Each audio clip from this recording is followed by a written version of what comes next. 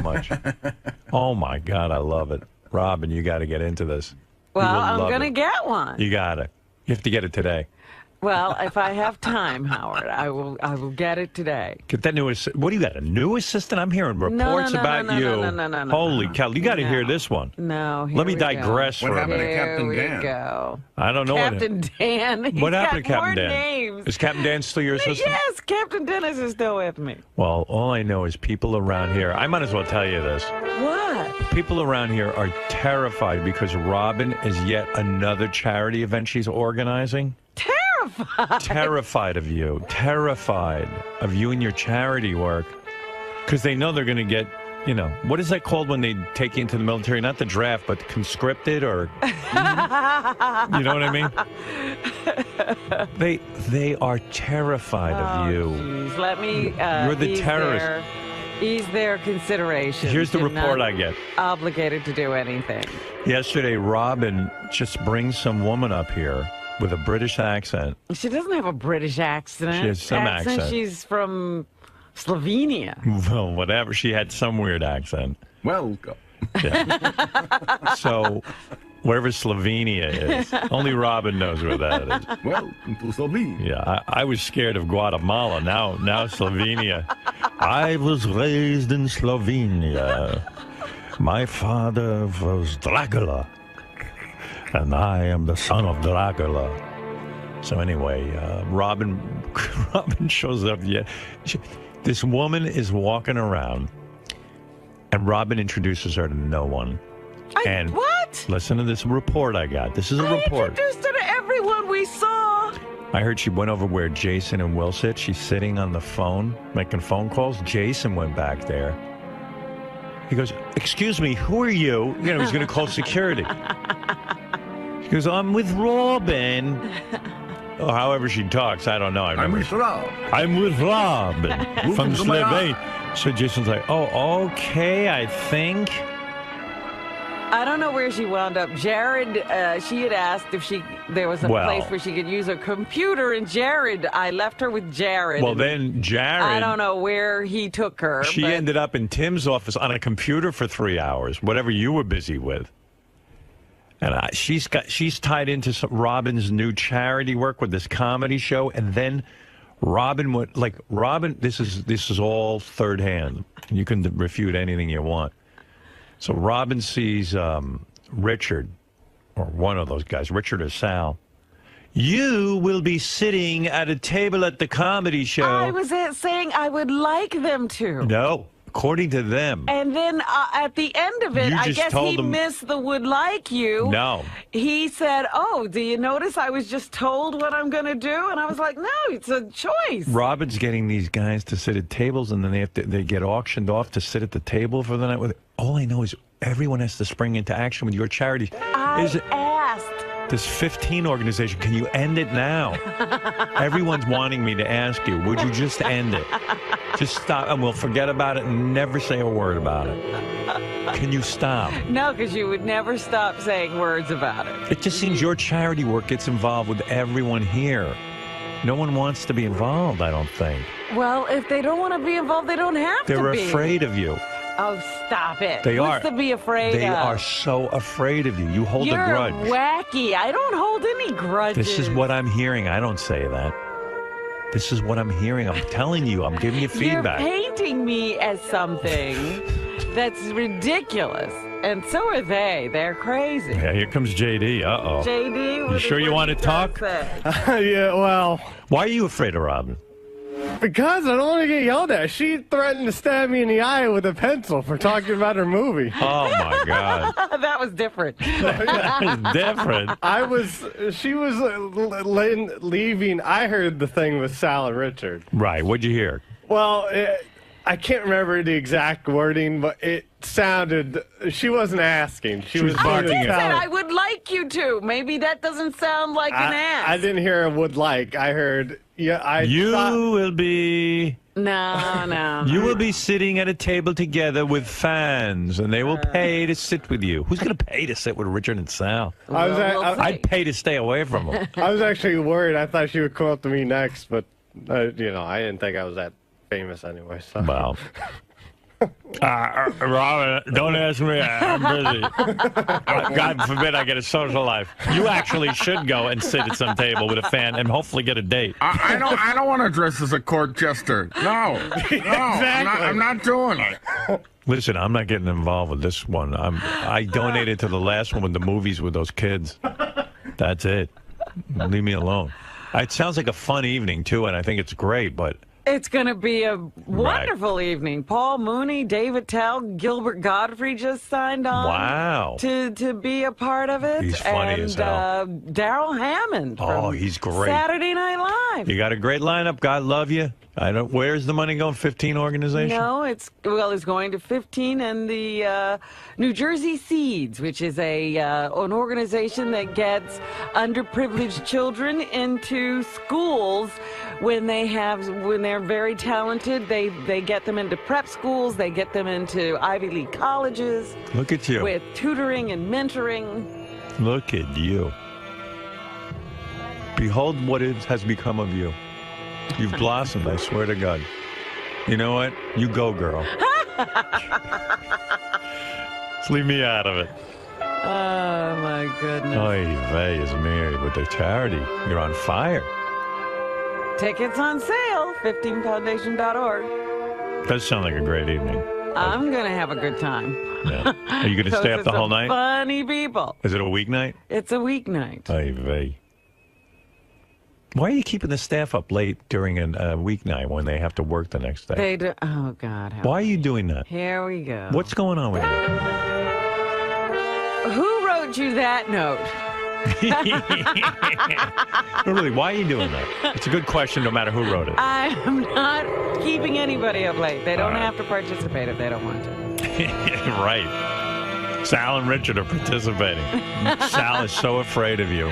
Sal is afraid of me? He hates when you're angry with him. He said, I'll just do it. He doesn't have to do it if he doesn't want to. Yeah.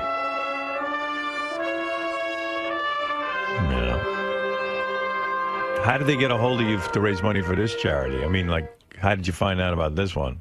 I've known about Seeds for over a year. Yeah. I went to a special open house they had. Yeah. You checked them out? You sure they're not taking this? They're great. In fact, Dan Foreman was the one. He did? He's a pretty smart guy. Introduced me to Seeds. Yeah. Like New Jersey Seeds. They're not going on a junket to Puerto Rico or anything. No, they stay right there in New Jersey and they educate kids. Are you afraid of me? No, I'm not. Well, not about this. Oh, when are you afraid of me? I guess if I would be in a respectful way, if you got angry about something, I would have caution. But not about this. I'm excited about this dinner. I've started looking up recipes, and I'm getting all ready for it. Recipes? Are you cooking? I thought I was cooking for it. No, Rob asked me to sit at one of the tables. I'm very excited. Yes. It'll be fun. It's just fun. So. I should hope. Yeah. It wasn't mandatory. I don't know. Everything gets convoluted around here and becomes some kind of edict, and I don't know. I have no idea how things work in people's minds. But I appreciate you. No, thanks. Are you feeling any pressure to go to this fundraiser for Robin? I don't look at it as a fundraiser. Fundraisers where you legitimately raise money. This is some sort of big shot show-off melee where there's booze involved. That's all this is. Are you feeling any pressure from Robin to attend this charity event?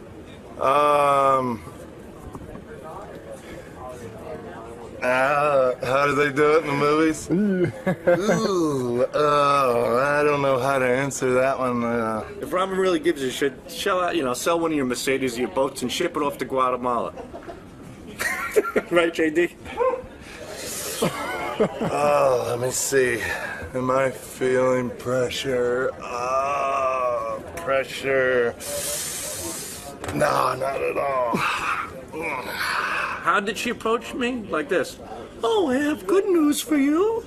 You will be attending my charity event. We will be auctioning you off like a slave No pressure. I'm fine. I'm not stressing out over this. I don't feel like she's really making us do this at all. You'll be sitting at a table, a celebrity table, where they would pay $10,000 to sit with you. And I'm like, oh, really? Well, thank you. You know, I wasn't asked, I was told. It's going to be so relaxing, and I just, it's no pressure. No pressure at all. If you really care, just go out, charity should be done in an anonymous manner. That's true charity. It should be selfless. That's a true philanthropist. Instead, she's got bottles of champagne and Paul Mooney and Dave Attell, $10,000 tables. What, are you kidding me? $10,000. You know what I could do with $10,000? You know how many men I can make happy on $10,000? I'll take them over to the Dominican Republic, believe me. She didn't come up to us and say, you're coming to my benefit. She didn't say anything like, you guys are going to be hosting a table. She didn't say that. We're going to be raising our glasses, putting them down our gullets. Robin will go back home to her beautiful palace, one of her beautiful palaces, and she'll have one of her little servants stick a tube up her ass, another little Mexican roll her over in that stupid mat to, sweat her out.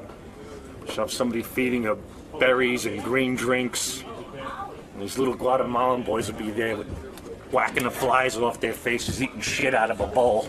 But hey, it's a fundraiser, and that's what's important. She just asked, real low pressure, asked us.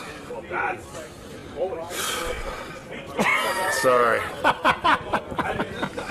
Hey, by the way, I should mention that Sal and Richard put together a new crank call, and they called a spiritual healer lady, which is funny in itself because I don't. What is going on out there? And probably the audience can't hear it, but we can. And in the halls, it's just yelling and talking, and then like Jason arguing with Gary, and they were in here arguing in front of me about something. Really? Yeah. And I just said, enough, guys. They were arguing about whether the Super Bowl, whether New York should have a Super Bowl. But I said, well, it is cold weather and people like to sit there. But Gary goes, but Paul, they have all the regular games in the cold, so why can't they have a Super Bowl here? And I go, well, the Super Bowl. Don't ask. And then got into this long argument between Jason and Gary, and they love to hear themselves talk. And I go, guys, I got 2 seconds here. Let me get through the material we have to get through.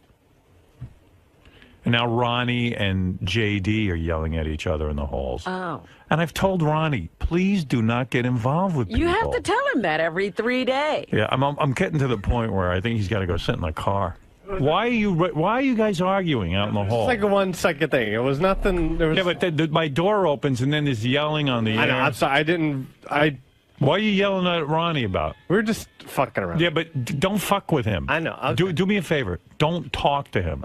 Okay. I don't want anyone talking to Ronnie because he can't handle it.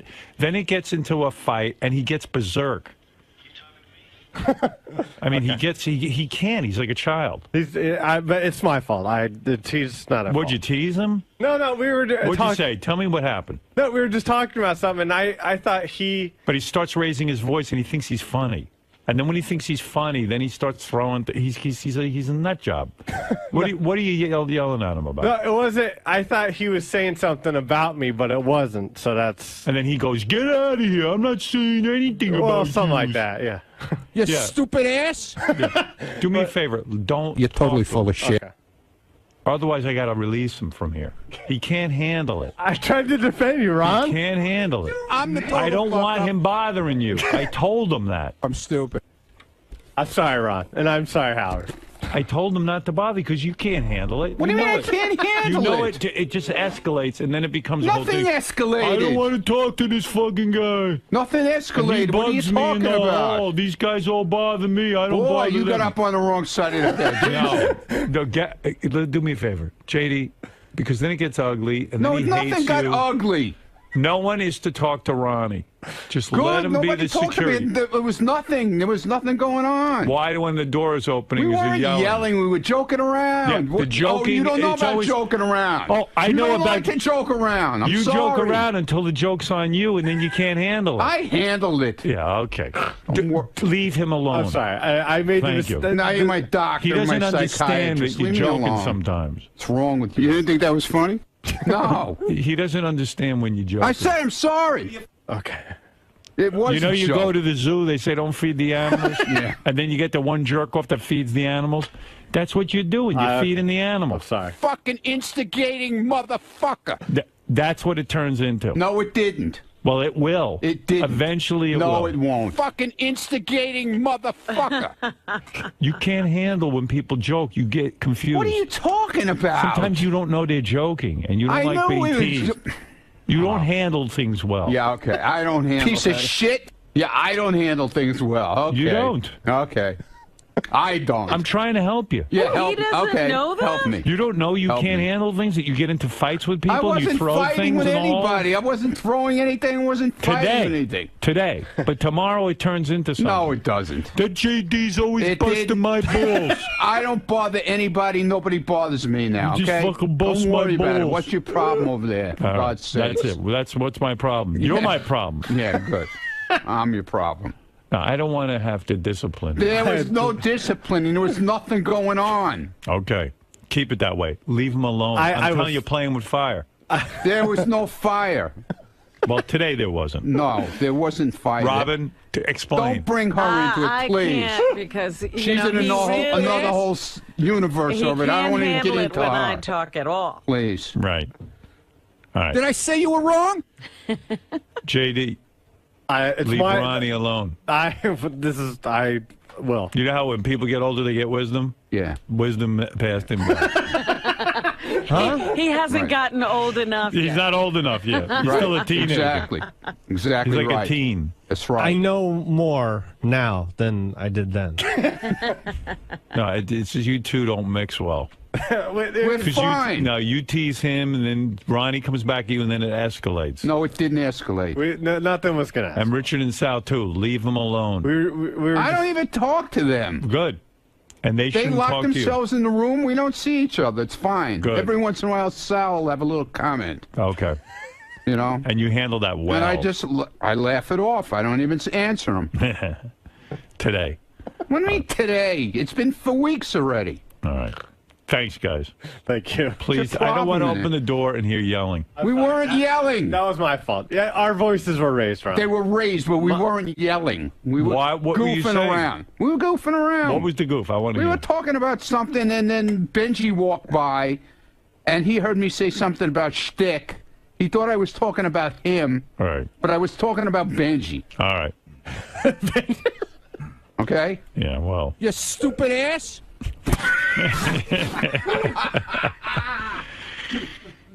Oh, my God. Wow. Nerds and old Jews mixed together like oil and water.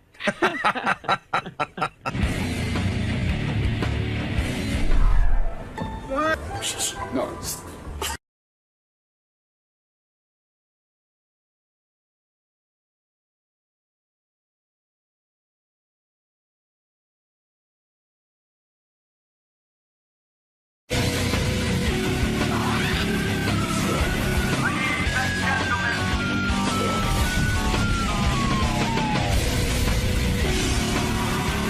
Sal rapping. I'm going to play you this. Somebody dug this up from somewhere. I guess when Sal had his rap career when he was a kid, Yeah. there was a couple of different ones. This song is called Meant to Chill. This is from Sal's 19... What? Howard, this is Cool the Candy Rapper, who preceded the other rap band he had, which I can't remember the name of them now. But this is Cool the Candy Rappers. So his name was Cool the Candy Rapper? Right, and then after Cool the Candy Rapper came G-Man. So Sal's name was Cool the Candy Rapper. That is correct. What did Sal's father think of him rapping this black art form when he was such a racist I don't know. guy? Like Sal's whole, like Sal's like kind of racist, and everyone's racist, but yet he's completely enamored with black culture. Yeah. Doesn't make any sense. I'm considered fresh, the people call me deaf. You put me to the test, see, I am the best. Cause as the beat goes, I control it. Listen to the candy. I like that his song is about rapping and he's the best. Oh my God. And he's not even close. That's pretty fucking crazy. Every rap song is I am the best because I am Candy Rapper. Right. I am the best. Every rap song, the guy's the best. Yeah. Yeah, I mean, but at least those guys are good. At least if he can't, he knows he's not that good. I'm mediocre. That's what he should be saying. The people call me deaf. You put me to the test, see, I am the best. Cause as the beat goes, I control it. Listen to the candy and you will know it. So the rest of your biters don't make me puke. You too, rapping dude. Give me the mic and I'm just to kill. Cause I'm cool, the candy rapper, and I'm meant to chill. Oh. Who's going to buy that? That is so embarrassing. Yeah, right. Thank God I don't have something like that on tape. Here's his other breakaway hit, Chillin' with the Posse, Candy Rapper. Yeah, of course. Yeah, he's chilling with his posse. And he's playing it like he's black. Yeah, and he's right. Yeah, you're right. The hypocrisy is It's ridiculous. Yo, give me something to bug to, man. Give me something to bug to? Oh, I get douche. Why would he bug to that? Douche. He's a douche. Because he is a douche. He would bug to this. Yeah. I'm going to bug to this. He's gonna bug to a lame piece of music. Give me something to bug to. Imagine if this would become a big hit. Oh. Oh, he'd be impossible to deal with. Yeah. Sounds like that guy in The Honeymooners, Ralph Cramden. He's always got a new idea to become famous or a new business. Yeah, but this is like if my son put out a tape like this, So you'd say you're a retard. Yeah, and then I would have to kill myself. I'd throw myself off a building. And like Sal's dreaming about big money from this. Yeah, and some But producer he's also guy. pouring a lot of money into it. This costs money to get done. Well, I could just hear him saying to his friends, you got to spend money to make money. and I could hear him just going, you know what, man, I listen to that rap shit. I could do that. And he thinks he's as good as what he hears on the radio. Yeah. So I can do that. I'm going to be rolling in dough. The posse paying out dues, lounging in my limo cause I like to cruise, smoking the stage cause I could do this, on my own throne like a king I rule this, passing the church in a moment of silence, farewell to a brother who died in violence, so chill. Farewell to a brother who died in violence. Yeah, he's doing the whole thing. That's his neighborhood where he grew up. Another brother died of violence. Well, he grew up in a tough town. What the fuck? Candy Rapper, or I thought Douche the Rapper would be a better name. Is it that Douche the Rapper. Black people do that? It must be easy to do. Is that what he thought? Well, it's people talking, and he could talk. Do you guys want to hear any of "Take Me to Your Hip House"? Oh, please. Take me to your hip house. Take me to your hip house. But the word, passing by church in a moment of silence for another brother who died from violence. Sounds very upset. It's take me to your hip hop house. It says here, take me to your hip house. Hip hop.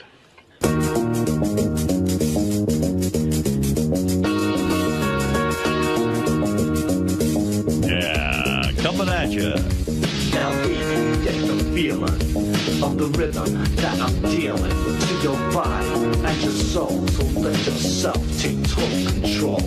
So wet 'em and spread 'em and make 'em nice and wide, and get my bass, put it to your face, girl, till it's ready to slide inside. And with one touch, not too much, I'll make you see to feel unique. With this jam, I'm ready to slam. I'm going to make so much money. Wigger? No, it was one of another one of Sal's get poor quick schemes. I'm very poor, and I'm going to make myself poorer. No, but being on this show is a get poor quick scheme. Right. Mark, you're on the air.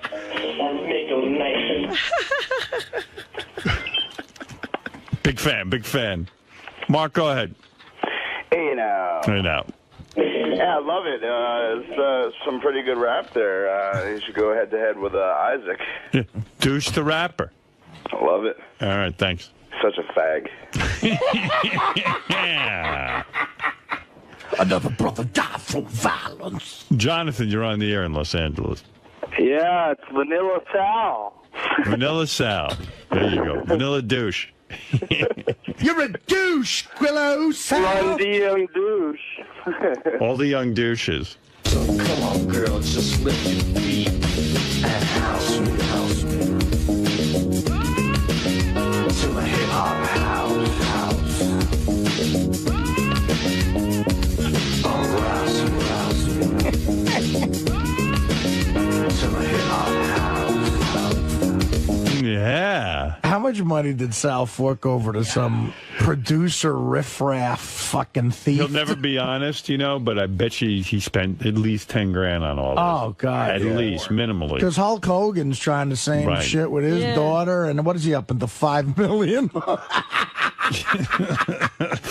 I mean, that costs a lot of money. 4, but who's counting? Yeah, his old man's like fucking selling pizza. Dude. How much money did you sink in? Tell the truth, dude. Sal, I love you, but that is, I mean, we all do stupid. I know it's garbage. Right, it makes me cringe. About 7 grand. But the thing is, poor scheme. But Howard, I got to tell you, I got scammed into some of this stuff. I mean, somebody duped you. Somebody told you were good. I actually sent that piece of shit out through the back of a newspaper. It was, and it says, "We can make you a star." So I sent him that stuff. Wow. And he calls me up because this stuff is hot. You got to get down here right away. Yeah, and then he charges you. Yeah, and then he charges. And you're the idiot who paid. I'm the idiot who paid. I really believed it. Well, God. the funny thing is that I always had the, watching. This is like something like. The local news always sends the local consumer fraud reporter out. And there's only been 1 million of these. They say, if you go to a modeling agency or you go to a record company, and they say to you, you're next big star, but you're going to need to put up some money. Yeah. Get out of there. It doesn't work like that. Right, that's the template for shame on you. Is what Shame on you segment. Younger comedians or sometimes people who want to become actors, they ask me for advice. The only thing I can definitely tell you for sure is if you go to a manager and he goes, I'll manage you, but it costs this much, that's bullshit. A legit guy will never ask for money. When you go there, so the guy said, look, this is great, but what did he say? He said, you're going to have to put up the money for the recording? He said, yeah, but it was such a setup now that I look back. First of all, it was bad photoshops of him and the Fat Boys on the wall. Yeah. And I always thought, back then I didn't put 2 and 2 together, but now I do. And you do? And him you really think you now put 2 and 2 together? Now I do, in retrospect. Then I was like, I finally made it. This guy's got pictures with the Fat Boys, whatever. And he plays the tape, and he stops the tape, and then he calls in 2 people, go, you got to listen to this. Like 2 other people. They're probably still laughing about you. Those 2 people were cleaning the toilets. Right, but no, it was obviously like those 2 people were maybe on standby, and this was a routine he was doing. So he plays it, and their jaws drop. This is it. This guy's the hottest thing ever. Oh, my God. So he goes, listen, I'm going to send you out to New Jersey. I want you to meet this guy right now. He goes, we're going to make a hit record. This is going to be big. You're going to be huge. This is going to be fantastic. So he calls up this guy, and he goes, take this tape to him right now. So I drive out to New Jersey. You drive it out to New Jersey. I have my mom drive me out there. Right. And your mom, she's as gullible as you are. Yeah, my mom just working in the pizzeria, whatever. Right. We don't tell my dad because if he finds out we're spending money for this horse shit, he'll kill us. You should have told your pops. So we drive out to New Jersey, and Howard, I swear to you, it was a beautiful studio, 48 tracks, state of the art design. Sure it was. Right. The guy pops in the tape, the engineer, and again, it's the same motion. He's tapping his foot. Holy shit, unbelievable. I can't believe what I'm hearing. You are the next sensation. You're going to be huge. Oh, boy. He had a big Everybody's empty. in on it. He had a big empty recording studio, so he had to make a deal with the devil. Yeah, dude, there were cobwebs all over the place. So he's like, this is it, huge, blah, blah, blah. So now I'm convinced, finally, you know, like you said, Ralph Cramden finally got the, you know, the pot of gold at the end of the rainbow. So he sits down, he goes, okay, this is what we're going to do, 48 track. He goes, we're going to get singers in here. He goes, we're going to get backup singers. We're going to get guitarists. We're going to get keyboard players. We're going to get some of the best of the best. He goes, we're going to work this day and night. You're going to have a hit record. It'll cost you $7,500. So now I'm like, wait a minute, this doesn't make any sense to me. That's when you should have left. I thought I was the superstar. Right. So I go, okay, so now I left. Did you say to him, gee, I thought the record company's supposed to pay me? Well, I didn't say to him because I didn't have the balls to do that because I was so pumped up. Right. I felt intimidated to say, wait a minute. How old were you? I was 16. And think how much of a dirtbag that is. He sees a kid and he's playing on his emotions. Just shows you how stupid you are, though. Thanks, man. They wait for people like you. You're the mark. Right. Yeah. So and even did you ever watch television news and they go, shame on you? Well, hold on. To follow up, you might be a little proud of me. Right. I went home. I go, I don't know about this. This seems a little fugazi. So I go through the yellow pages and start calling recording studios myself. Now I go legitimately to a recording studio.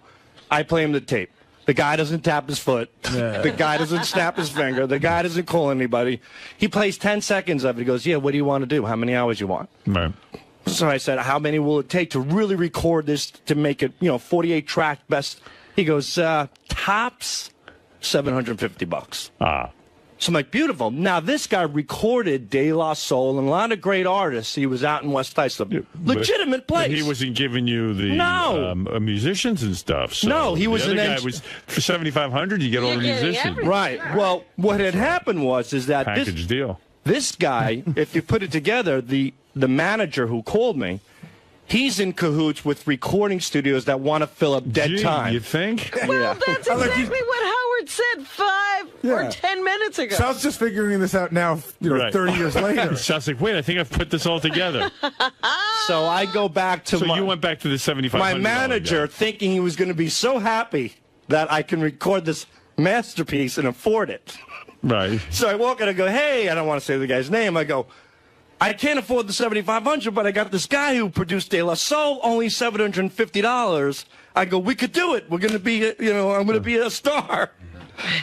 So he looks at me and goes, what are you kidding me? That guy's a piece of shit. You're an idiot. You went over my head. I was about to make you a star. And he goes, you did. He goes, you want to make it? I go, yeah. He goes, then you stop right now. You listen to me right now. You get that $7,500. He goes, right. He goes, you might not be able to afford $7,500. He goes, but I got another guy I want you to see in Comac. Wow. So what'd they get you for? Did they end up getting you for the full $7,500? No, so I go to the guy in Comac, and I get the same rap. Right, and how much But was the guy in Comac, this was even better. What? He pulled the best scam on me ever. So I go to Comac, he goes, man, he goes, listen, your manager's right on the money with this shit. So on the money. He goes, can I ask you one question? I go, what? He goes, can I make a phone call to another record company? You didn't sign with him yet, did you? So I go, so good. So I go, no. He goes, man, he goes, if I make a phone call to this company, he goes, I think I can get you the hottest deal. He goes, this is so hot.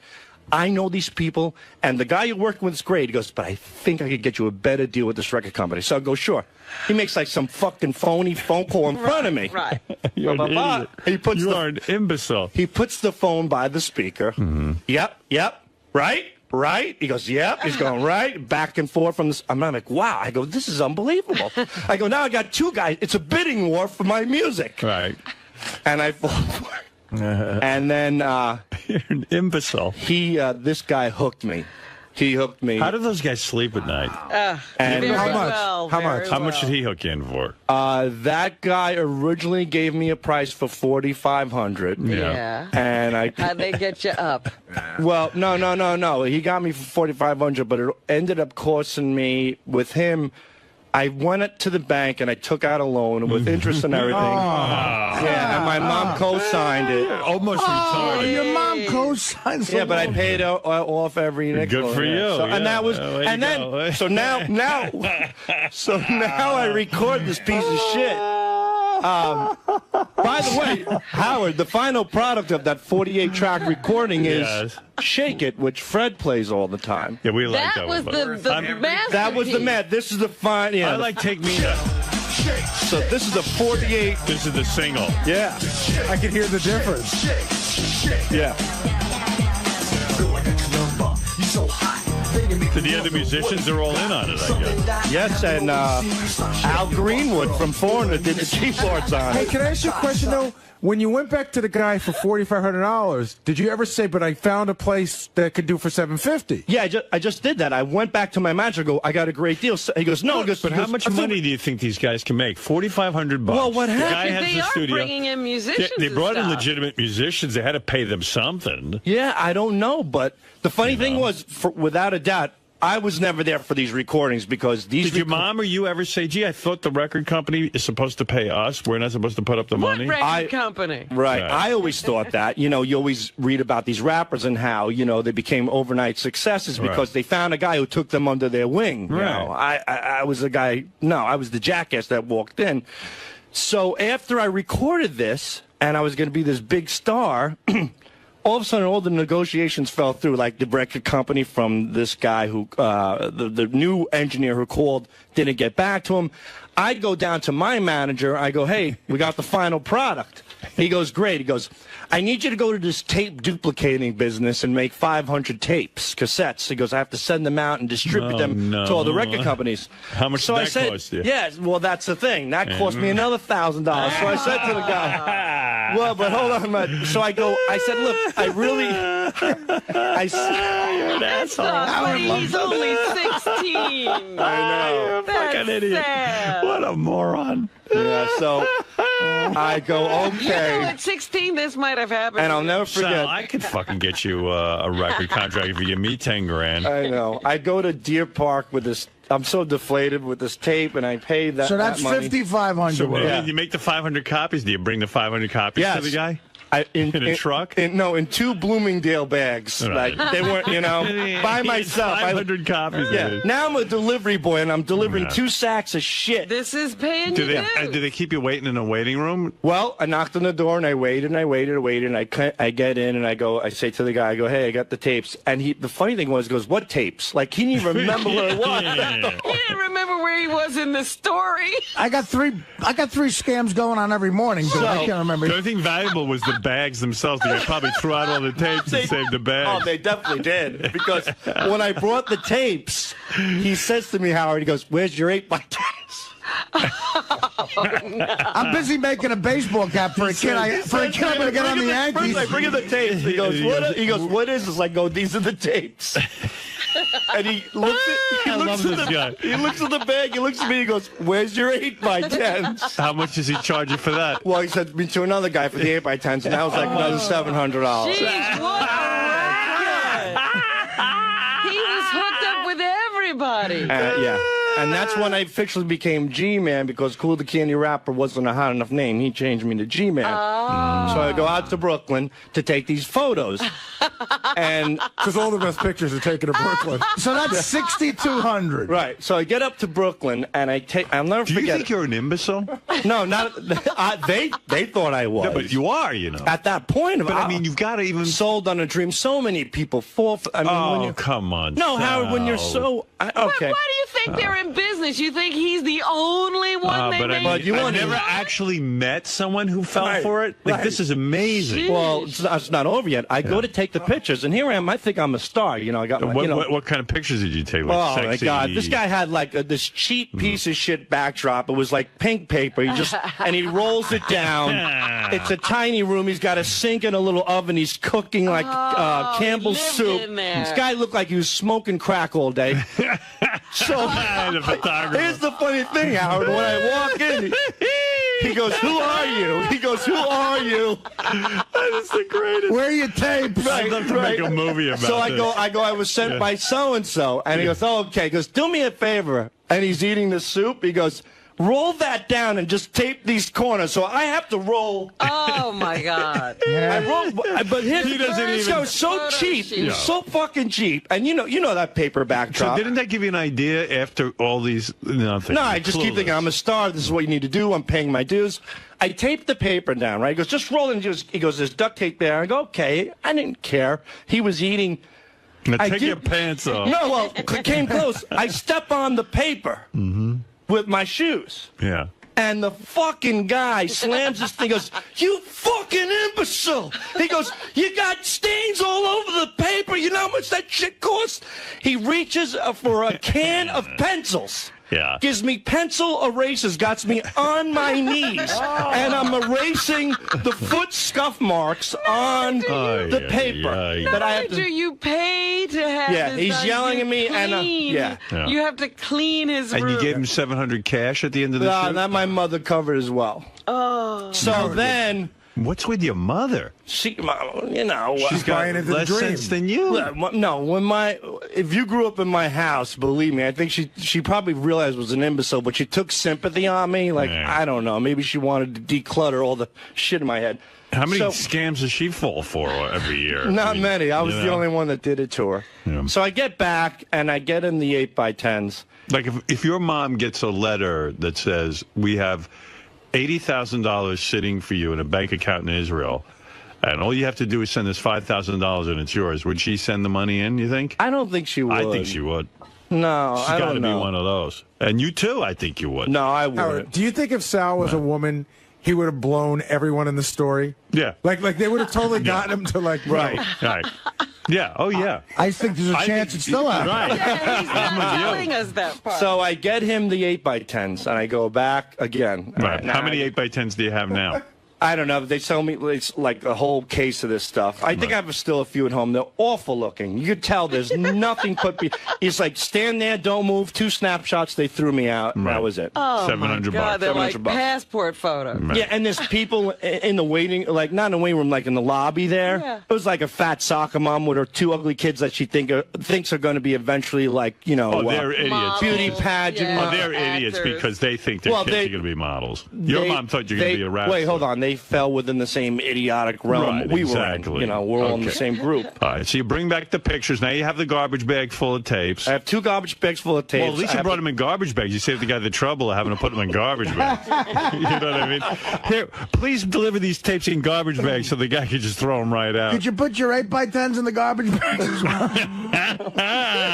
So you go back to the record company, and it's still there. Right. It's everything. Well, I don't know where the garbage bags are, but I bring him the 8x10s. He goes, okay. Now I'm going to get to work. I'm going to be in touch with you very soon. He goes, it's going to be very, very big. Thank you very much. Goodbye. Throws me out. A couple weeks go by. I call him up. I go, hey, you know, what's going on? And he's like, look, I'm very, very busy. Don't you understand how this business works? He goes, how the fuck am I supposed to make you a star if you're not giving me the opportunity to get your stuff out? He goes, did you get me the tapes? I was like, what? At that, I couldn't believe. I said to him, I go, did I get you? I brought 2 fucking garbage bags down of tapes for you.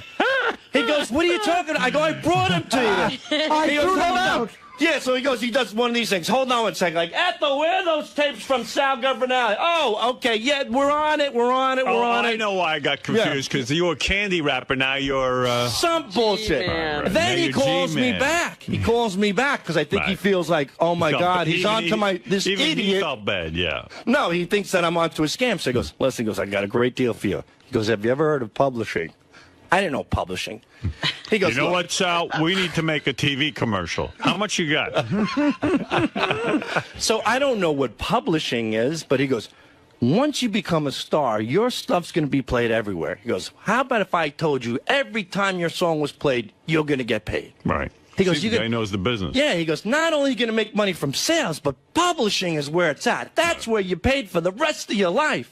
I said, wow, that's great. He goes, so this is what we're going to do. I need you to come down. I need you to sign a publishing contract. So we have the rights to get this out and get you paid every time. He goes, it's going to cost you about $1,100, something like that. Right, okay. Right. So now we're up to, let's see. That's where we get to about 7. But I told him, I said, and I went to my mom, and I was really upset. You should have said, "Screw the publishing. You guys can have the publishing. Just make me a star." Right, and I think you never give him the 1,000. No, he gave me a deal. I think it was like $450 for the contract. For the contract, a piece of paper that he's had. Right. That's just a boilerplate contract. Which I think you're entitled to publishing anyway, as long as you're the artist. I don't think you pay additional money, but he made me. Well, you do. I did, like an idiot. And $450 for the publishing contract. And that's it. Never heard from him ever again after that. Did you call him a couple of times after that? Yeah, never. You know this story's probably 50 times funnier. You know he must have been calling and calling. Well, I did. I called all the time, but I he wish I wouldn't. had those calls on. But here's the thing: after all that, a year goes by, and I notice his ad's not in the paper anymore. But there's a new name. You know what I mean? So I call up that, and I'm like thinking, hey, maybe this is a legitimate company who like my stuff. He picks up the phone. Oh, they went through a name change. You all over Just went through a name change, right? Yeah. So did you get me those tapes, Sal? So when he picked up the phone, did you say to him, "Hey, this is Sal. Remember me?" No, I didn't say anything. I was just like, Sal, you know what your problem is? Your music's a year old. You can miss the mark. We got to start all over. We got to make it. So from my math, that's $6,650. Yeah, I said about $7 grand. Yeah, around then. Round 2, just for you. I wonder if he even listened to the tape. Nah, not one time of my rhyme, I'll do it fine. So it's sure to be in line. Until you fall, I hear you call. For my I got a report on Sal, by the way. I heard that Sal was out performing this weekend. Friday night, second show. I heard Sal got really, really drunk. Usually does 10 or 11 minutes. Did about 20 minutes. Most of it didn't make sense, but I heard you were as racist as you've ever been. I like that you're racist and you got the N-word jokes and all that stuff, and yet you were a black man. You were trying so hard. Right. Maybe that's why you don't like black people. But I do like black people. You can't do black music. No, you don't. Yes, I do. Oh, come I admire the black man's work. That's probably why I was doing it. It has nothing to do with that. I don't remember one word I said on stage Friday night. Bob and Then how do you Chewy- know you weren't racist as ever? You're a self-hating wigger. They had to carry me off the stage, Bob and Shuli. What is it?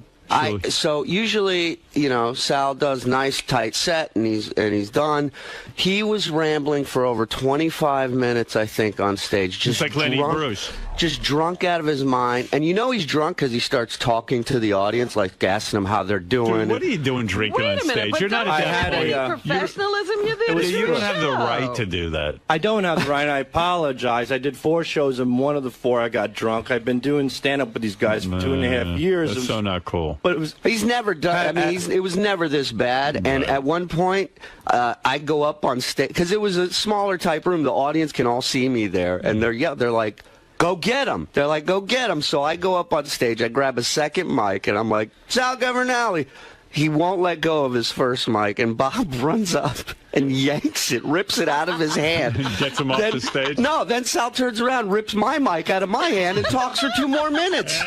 I felt obligated to talk to the audience. All right, now everybody knows how you fall for anything. And Sal's out there if anybody wants to make a mark on him. Actually, Howard, the Backspin, the classic hip-hop channel, wants to play some of his rap songs. I bet they do. Yeah. Who wouldn't? $400, though, they want. Chance yet? No, no chances. I'm considered fresh, the people call me desperate. You put me to the test, see, I am the best, cause as the beat goes, I'm gonna be a star. Can you imagine the guy sitting in a room tapping and bopping? Oh, God, how did he even do that? The guy deserves the money if he was able to do that.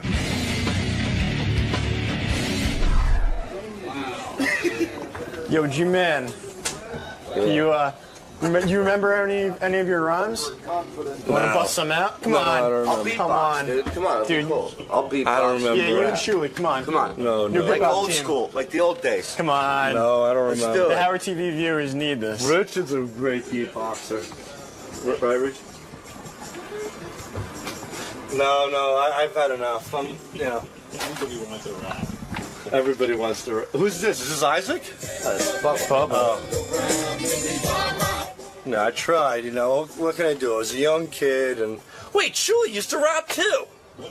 I was more of a beatboxer. No, I was more of a beatboxer and a dancer. You were I was in a crew, but I never gave anybody thousands of dollars. I knew I was shitty enough to just do it in school with friends, and that's it.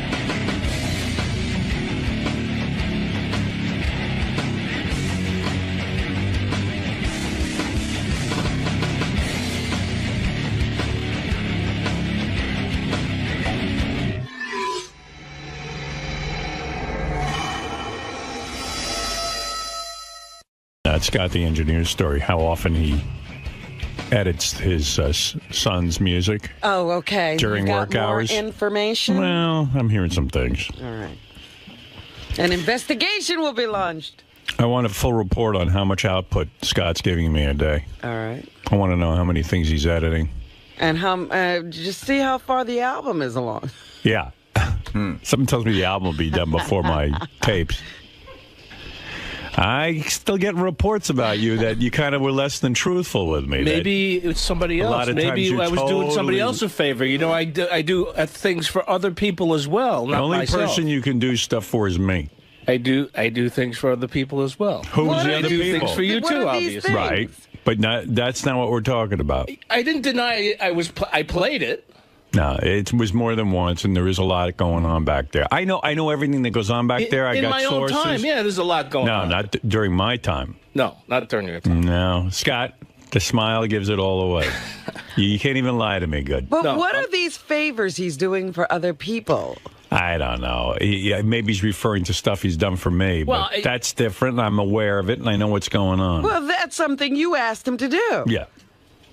Yeah, but he's giving me a smile. I mean, I know some favors I've done. I mean, if you're referring to my favors, what are you getting on my case for? All right, you want me to start now? All right, everybody back there, the 4 or 5 people that go down for at least 2 hours a day smoking cigarettes. I'm not talking about you want to get on them. their fucking case? I'm talking all about right? you. Bullshit, man. I'm talking about you. Bullshit. Talking about you. It's bullshit. No, I'm talking about you. I fucking work. These people are downstairs smoking their brains out and not doing any work for 2 hours a day because every time they have a cigarette, it's 10 minutes. 10 minutes times 10 cigarettes. You know what you're like? How long is it? You're like one of my kids when they go, man. hey, you're not doing your homework. No one else is doing their homework. Of course I'm working. Let's talk about you. Forget about the people who smoke cigarettes. Let's assume. Yeah, forget about them. Yeah. It's all about me. Well, it's only about me.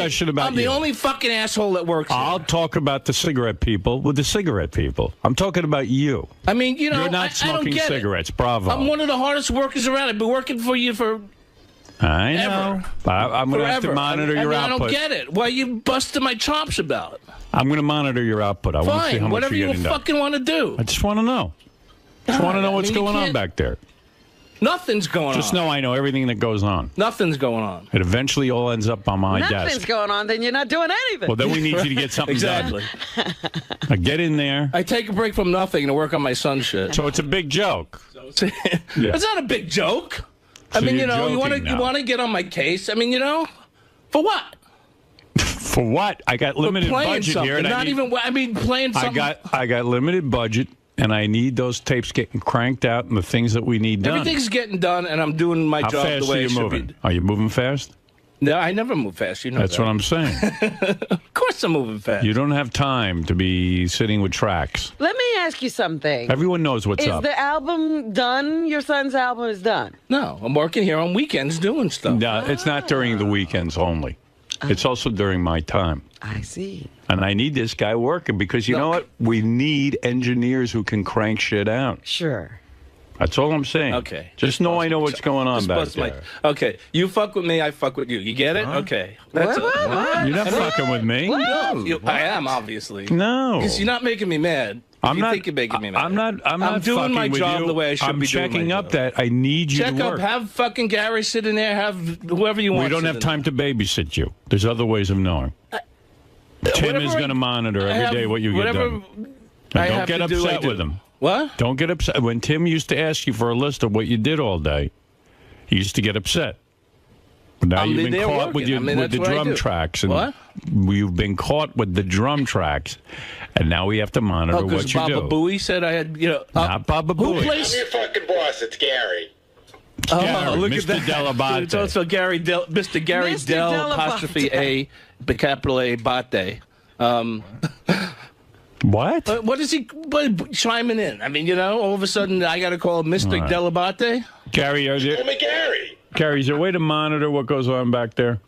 Really, I want a system. Well, there is, but Scott's not going to like it. I'm not going to like anything you do. Well, we'll start with going back to Scott, just giving a list at the end of the day. Just All what right. he produced for the day. Fine. That's what he used to do with Tim, but I know it used to piss him off, right, Scott? Now, let's say he goes. Does he just make a list and go, "Oh, I worked on the tapes today," or does he talk about how many? He'll say, "I worked on the game show special for 3 hours. I did Robin's News for an hour." And then does anyone check to see how much? Like, if he works for 3 hours, does one tape get done or 20 tapes? I mean, I need a thorough checking of what goes on. Not back working there. on tapes. I'm not. I mean, that's I need to know, like, in the 3 hours, how much work does he get done? Like, so if he just writes down, "I worked on the game show tapes," does it take him a year to get it done? I got to go play solitaire. I'm busy. I can't stay here. You don't have to stay here. I'm working your schedule out with Gary. You have to be monitored. The schedule is you can monitor me. My schedule's not going to change. Who are you answerable to? In other words, let's say you work on a game show special. You, Gary, and Tim. I mean, whoever gives me work, that's who I'm answerable Who do you work under directly when you do the game show special, for example? John Hein? Yeah. And he feels he's getting this material back in a reasonably quick time? You have to ask him. Let me find out. John. I think I'm doing it fine. John, are we getting this material back in a very quick time in a timely fashion? I want honesty now. Hold on. You're on trial, my friend. Are we getting this work back in a reasonable time? On the game show special? Yes. Scott has been responsive, and he's done everything I've asked him to do. In other words, you're not sitting and waiting for this stuff. No. It's coming in quickly. He's been efficient. He recorded with Tom Bergeron. I've got no complaints about Scott. No complaints so far? No. All right. I'm going to make you in charge of Scott. And if you feel he is slowly... So he'll answer to Gary and you. And he's no longer... on a level with you. He's underling to you. Okay. And you are his boss. Okay. And You've been demoted, Scott. You've been demoted. You actually lost position today, I Scott. guess.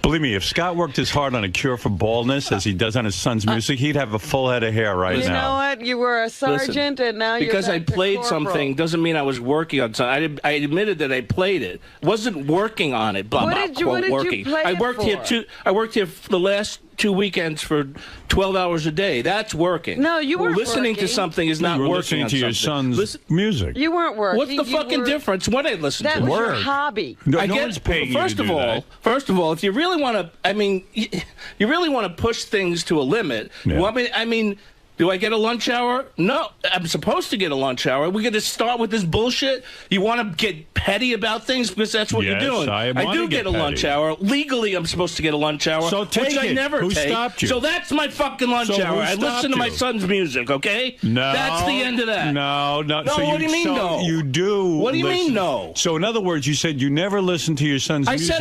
said I So would you listen. are back there with your son's music. No, I said I didn't deny not listening to it. I listened to it. I told you that yesterday. You know, you're not in the K-Rock union.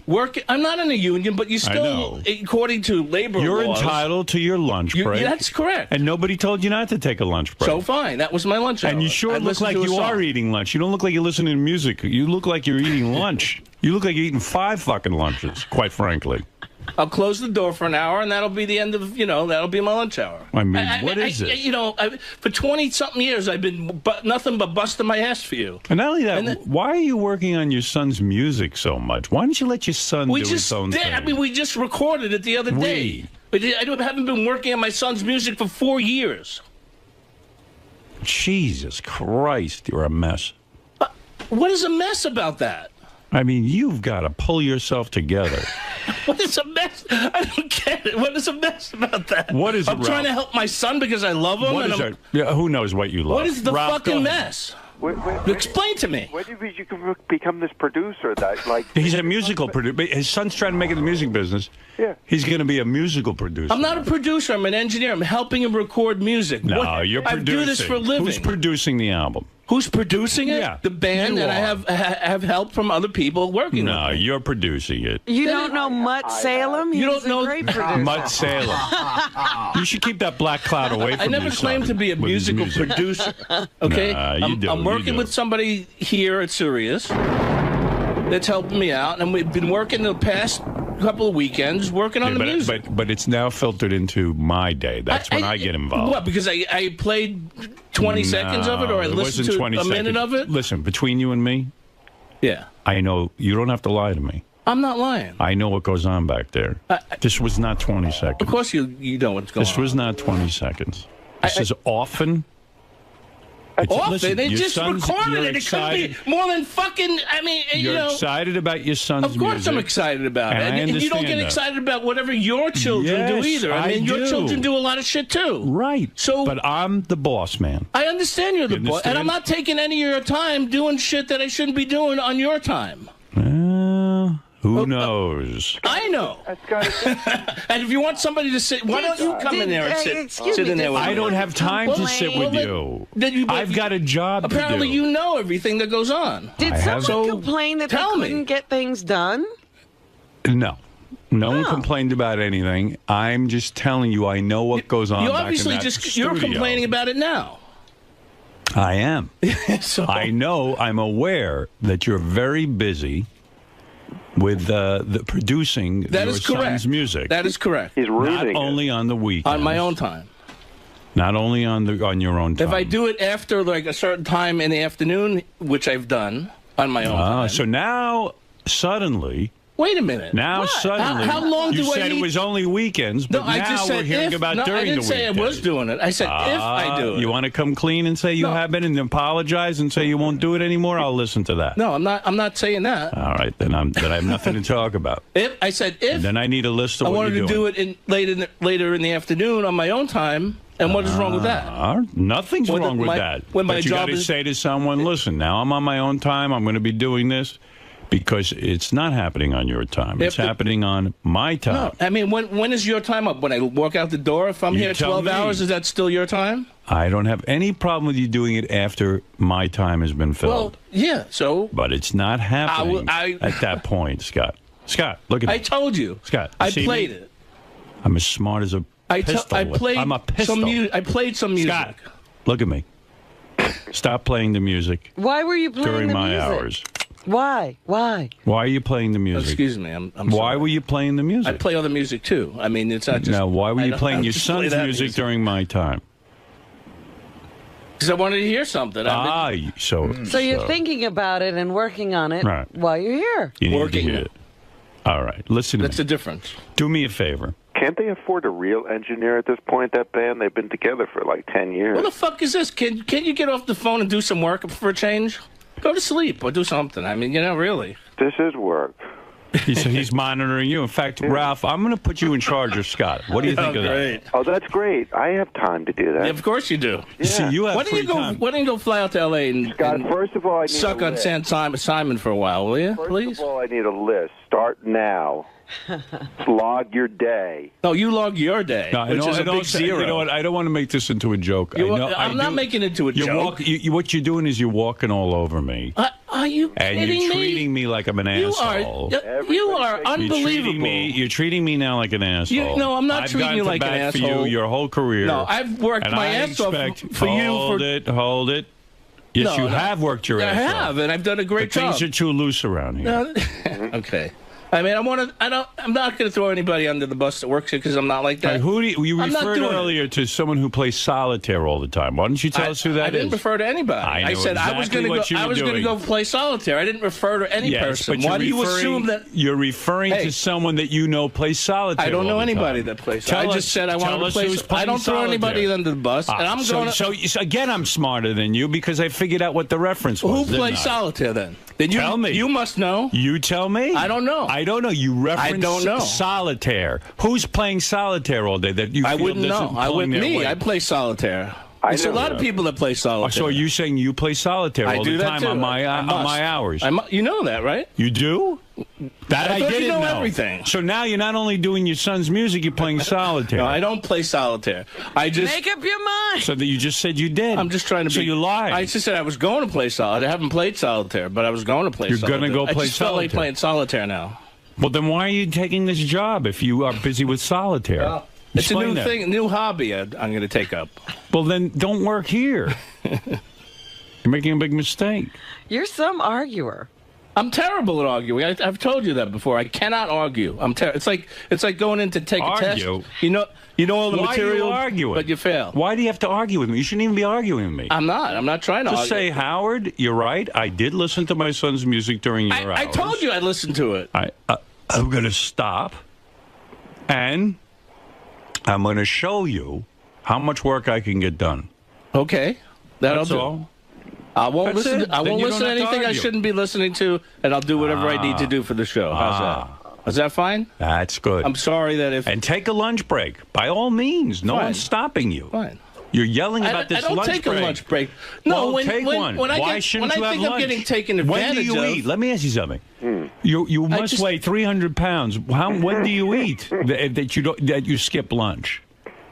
I don't buy that you skip lunch. I didn't say you didn't skip lunch. Yeah, go ahead. You misunderstood again. All right, go ahead. You're not listening. Again. So I've misunderstood many times. Well, yeah, you say I'm working on my son's music during your time. I said I was listening to it. I wasn't working on it. No, listening to it and working on it is this. You're calling me an asshole. And I didn't listen for 20 minutes or I didn't. Scott, it's often and frequently.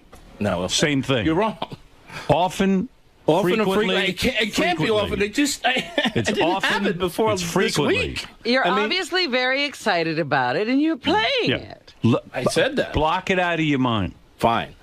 Do that at home. You're not in the band. Right. Ralph, you wish you had a thread of talent as much as my son Leave does. your son alone. Fucking asshole. Your son. He's blistering up the charts.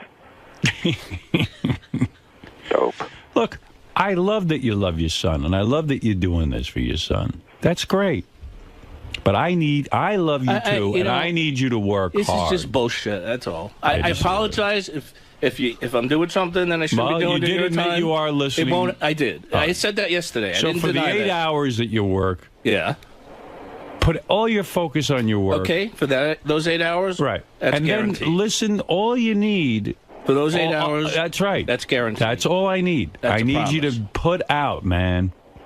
I put out whatever I can. Pretend I'm your son. And you're work all weekend for me. That's a little retarded. Because your son ain't paying. That's retarded? You're my son. That's right. Pretend I'm your son. And you will work as hard for me as you do. I've been doing that for 23 years. No. I've been doing that. Dad, I don't buy it. All right. You don't love me as much as my brother. Now get to work for me. Okay. That's all I do. Howard's son. Howard's son. He thinks it's funny. Yeah. Oh, it's a big laugh. Well, now I have to put new monitoring in. You should give him more work. That's what I'm planning on doing. I got to keep him busy. I want him hopping too.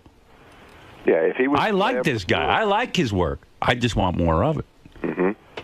See? I want more of that work. He's good. I brought him all the way over from K-Rock. I'll tell you why, because he's good. I appreciate that. But I don't want you to get lazy in your old age. I'm not getting lazy. I'm not getting lazy. You know. He's getting comfortable and lazy. Right. A lot of free time. Yeah. Listen to drum tracks. Drum tracks. I take after you for a lot of free time. Like lazy. He's got a different job than you. Maybe Nobody you want can figure his that job. out yet. My job requires me to be lazy. Yeah. It's in his job description. Maybe you want his job. That's something you'll have to talk to me about in private. I don't want Move over, Ralph. Yeah, really. Coming after you, Ralph. You know what I'd like to see you in? Big baggy jeans and a horrible shirt. There you go. And shave your head. I could really dress you up nicely. and try to grow a bad mustache. E. Does he have a bad mustache now? Yeah. Oh, God. It's not a mustache. Big gray mustache in the middle of his face. Oh, God. How horrible. It's been like this for years. I don't know. Just a goatee. I shaved the rest Here's off. your goatee. I love you, man. I know. I don't love want to you see too. you fuck this up. I'm not fucking anything up. I'm Don't working fuck hard this for you. up. I'm doing everything I should be doing for this All right, show. Okay. That's all I care about. He's got to qualify every remark. And more. Come on, man. You can do it. My money's on you. Don't get lazy. Come on. Be a team player. I am. I have been a team. Because I get reports on you. He says an album only comes out once every 4 years. Yeah. I didn't say that. No, I get a report through many sources. You think I've been doing it before that? That's Just bullshit. That's come total on, man. bullshit. Show me what you got. Okay. Hold on a second. But son's going to drum you right out of a job. Because I don't want to listen. I don't want to have to monitor you. You know, I was good. You know, I was all fired up about this. Isn't it wonderful around here being, sort of your own supervisor? I love it here. Do your thing, man. Don't make me monitor you. Screw it up. This is the best thing ever, and that's why You're going to turn this into a job. I felt like playing something for a minute. I don't want to was be not out of line. I don't want to be the jerk who has to take a magic marker and write your schedule on the top of your forehead every day. No, it is wonderful, and that's why I felt playing something for a minute. You know what I'm going to do? Fine. You ever see football players when they do something great? They put a star on their helmet. You know that? Yes. That's why you see all those You stars. put stars on my head? I'm going to put a star on your head every day that you're good. And the more stars you have on your head, Thanks. What does people he will get know. when he's bad? A dunce cap. No star. No, but you got to put something else Put a dunce cap on so his everybody head. will know he's Oh, yeah. bad. On the days you're bad, a dunce cap. On the days you're good, you get another star. And soon your whole head will be covered in Your stars. head is like a helmet anyway. I'll be like You're a gonna start constellation. decorating. No, what a You lot of wouldn't even football need hair. teams, what a lot of football teams do, they put the symbol. Like Florida State has a mohawk, has like a tomahawk. You should put the fist symbol, a little fist. symbol. I'm going to put On a little. his head. Thank you for that. See, that's a creative guy working. Right in the middle of his head, like that dot. I'm going to put Thanks, Artie. I'm going to put a nice fist symbol on your head and paint it right on there. Miniature. Like a fist stamper. Right. Yeah. And stamp your head every time you do good. You can wear a sari and your fist symbol. Right. I'm jealous. In fact, I'm I'd so like some on my confident. bald spot. I'm so confident. Right. I'm so confident right now in you. I'm going to draw a fist on your head right now. Your first fist. You know this is going to be a good day. Did I pass on that for now? You know when you go to church and they put the ashes in the middle of your head? That's what I'm going to do. Big Okay. fist right in the middle of your head. In ash. To remind you when you have a good day. Everybody's going to think you're a married Indian woman. Right. I know you're in there working on Heinz Special, but maybe you could have gotten it done in 2 days as opposed to a week if you weren't busy with the music. That's what I'm worried about. Heinz doesn't know if you're doing it fast. And he's not. He's new to radio. Whatever I have, know. I do it, and then I did your job, so I know your job. I understand that. I think even John was saying he's incredibly slow. Who? John? Were you John? Do you find him slow? When, Ralph? The other day when we were talking on the phone. All right, John. Yeah, you guys talk so much. Did you say that, John? No. No. Ralph's doing his job incredibly well. Oh, okay. He said you're a big bald loser and you work really slow. Well, I'm looking forward to seeing those gold stars on your head because people are going to walk through the halls and go, "There's a winner." Thank you. Who's he? There's a winner. Motley on the phone? That'll never happen. Listen, you're a talented guy. You're the best engineer I ever came across in this business. Thank you. I You mean, mean that? I mean it from the bottom of my heart. Really? But you know what it is with these prima donnas? Now you can't get him to do anything. I can't get him to do anything. He's busy producing. I'm not really Honestly, producing. I love you, but don't fucking push me against the wall here. Come on. Work Howard, with me here. I don't know where this comes from. I really don't. Yeah, don't mean, treat your job like your dog. You've been Pay so attention great. to me. Yeah, don't try to get rid of the job the way you tried to get rid of the dog. Yeah. Where is that dog? About to have surgery. It's still in my house. The dog you nicknamed Money Pit? That's it. I gotta have my son become a star to pay for the fucking surgery for the dog. Chico, you're on the air. In Scott, I told you, fuck everybody. I'll get rid of that dog with you one week. Hey, Chico, what's happening? Go for a little ride. First fucking dog for that jackass. What can I do for you? Howard, you're letting them walk all over you, man. It's just No, I'm not. I let me tell you something. I'm very everybody's aware. just taking advantage of you. That's true, but that's why I'm calling him out, and that's why I'm saying, look, between me and you, Scott, yes, you can say whatever you want to save face here. I know what's going on back there. Fine. I know how many times you're busy with listening to your son's music. Okay. And I'm just saying, enough. Stop. Okay. Time to get back to work. Fine. You know, show people what you got. Fine. It's not 2 times you listen to them. It's many, many, many, many times. People are now singing the words. Yeah. There are people who know the words to the song. So he tries to fool me sometimes. He listens to his son's music with the headphones on, but I'm aware of even when the headphones are on, what goes on. Those are just 2 times he got caught. Oh, believe me, he's been caught more than 2 times, but he's got the headphones I guess on. I never put headphones on for anything else. You say the song is not racing up the charts. It's a hit around here. By the way, just so you know, there is no song. It's not even, there's nothing. I put Sal in charge of a chart that's going to monitor your work. There it is. It's the Scott's work checklist. You can see him back there on the Howard TV. Put something into Scott's board where he could listen to what he's doing all day? Well, something like that is being worked on. Okay, good. Hey, Howard. Yes.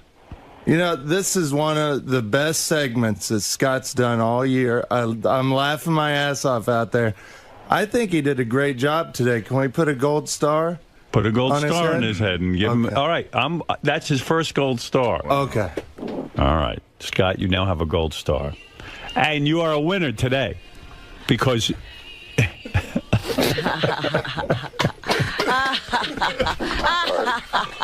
Look how good you look. It's got to be smaller. I was looking for something to compliment my bald head. The hats look didn't work, fabulous. Now you're a winner. Thank you. Who's the big winner? You have to see this gold star. Oh, my God. The cloud's gone. I got a star now. You're a winner today. How proud do you feel right now with a big star in your head? I feel like I'm in 3rd grade again. I got my gold star. No more dunce cap, and I'm really proud of myself. Listen, I love the work you do. Give me more of it. Thank you. No problem. All right. You are good. Thank you. Your work is not being questioned here. It's just I need more of it. Well, yeah. Yeah, I need more of it. Okay. Focus. Output. Focus. You got it. Focus is the word of the day. Yeah. Write focus on the star. John, take a magic marker and write focus on that star. Would you mind? No, that's all right. Would you mind? Oh, it'll be a good reminder when you look in the mirror. Here, it's all right. He can do it right there on your head. And be sure not to get any ink on his head. Yeah, Write it backwards so he can read it in the mirror. All right, let me see it. Focus. Yeah, there it is.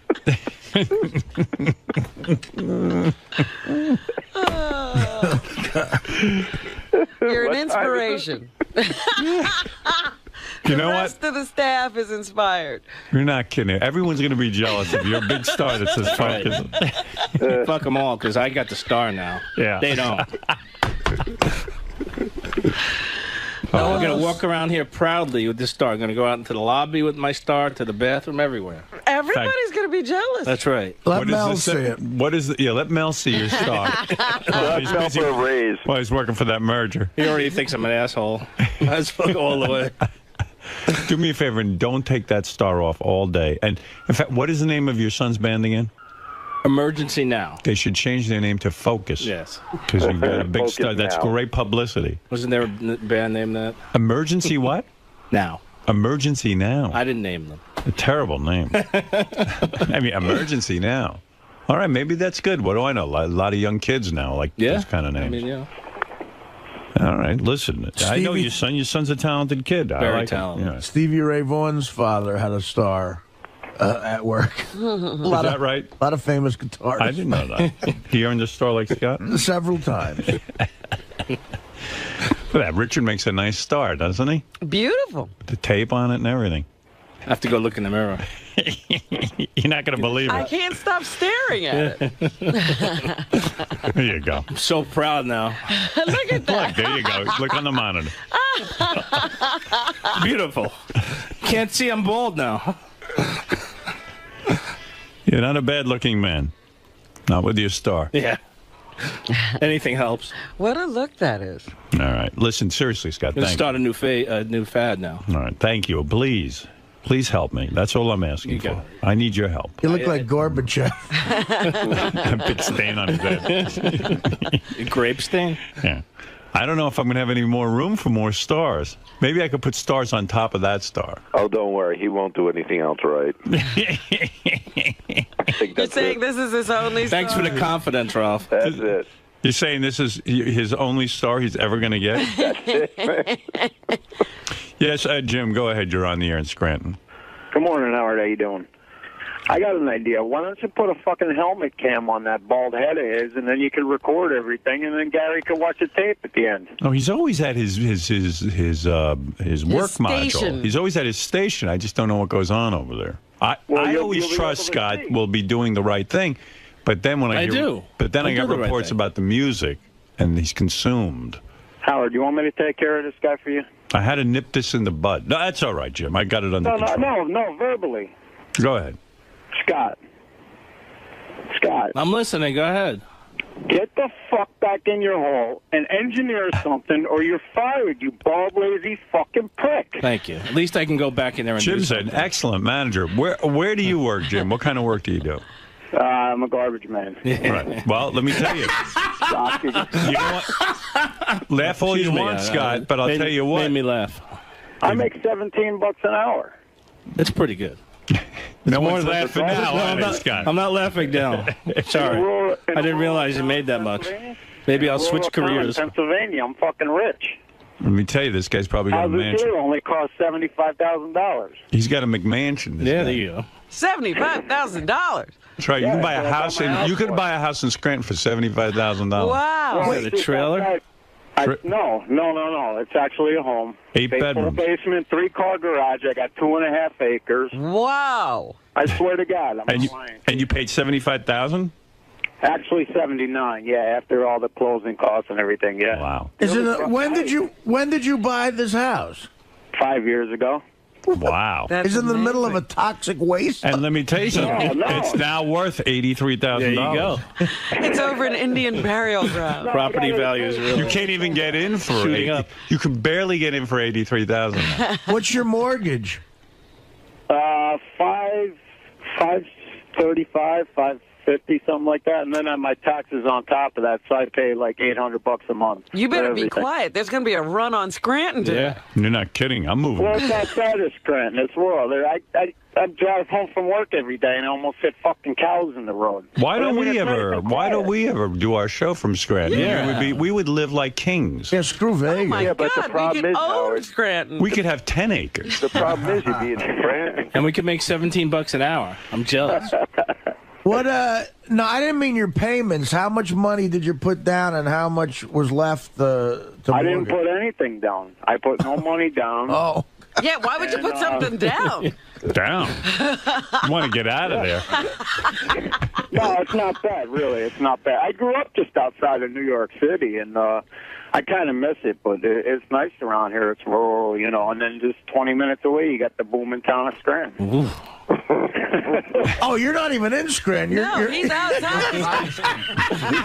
outside, about 15 minutes outside. Why do you think it's 80 grand, Artie? You know what? You can laugh all you want, but I'll tell you what. Bet This he's guy's living in a mansion. He's living great. he probably I'm works. living large, man. I got a wife. I got 6 kids living at home. 6? Can I tell you something? This guy, though, you make jokes.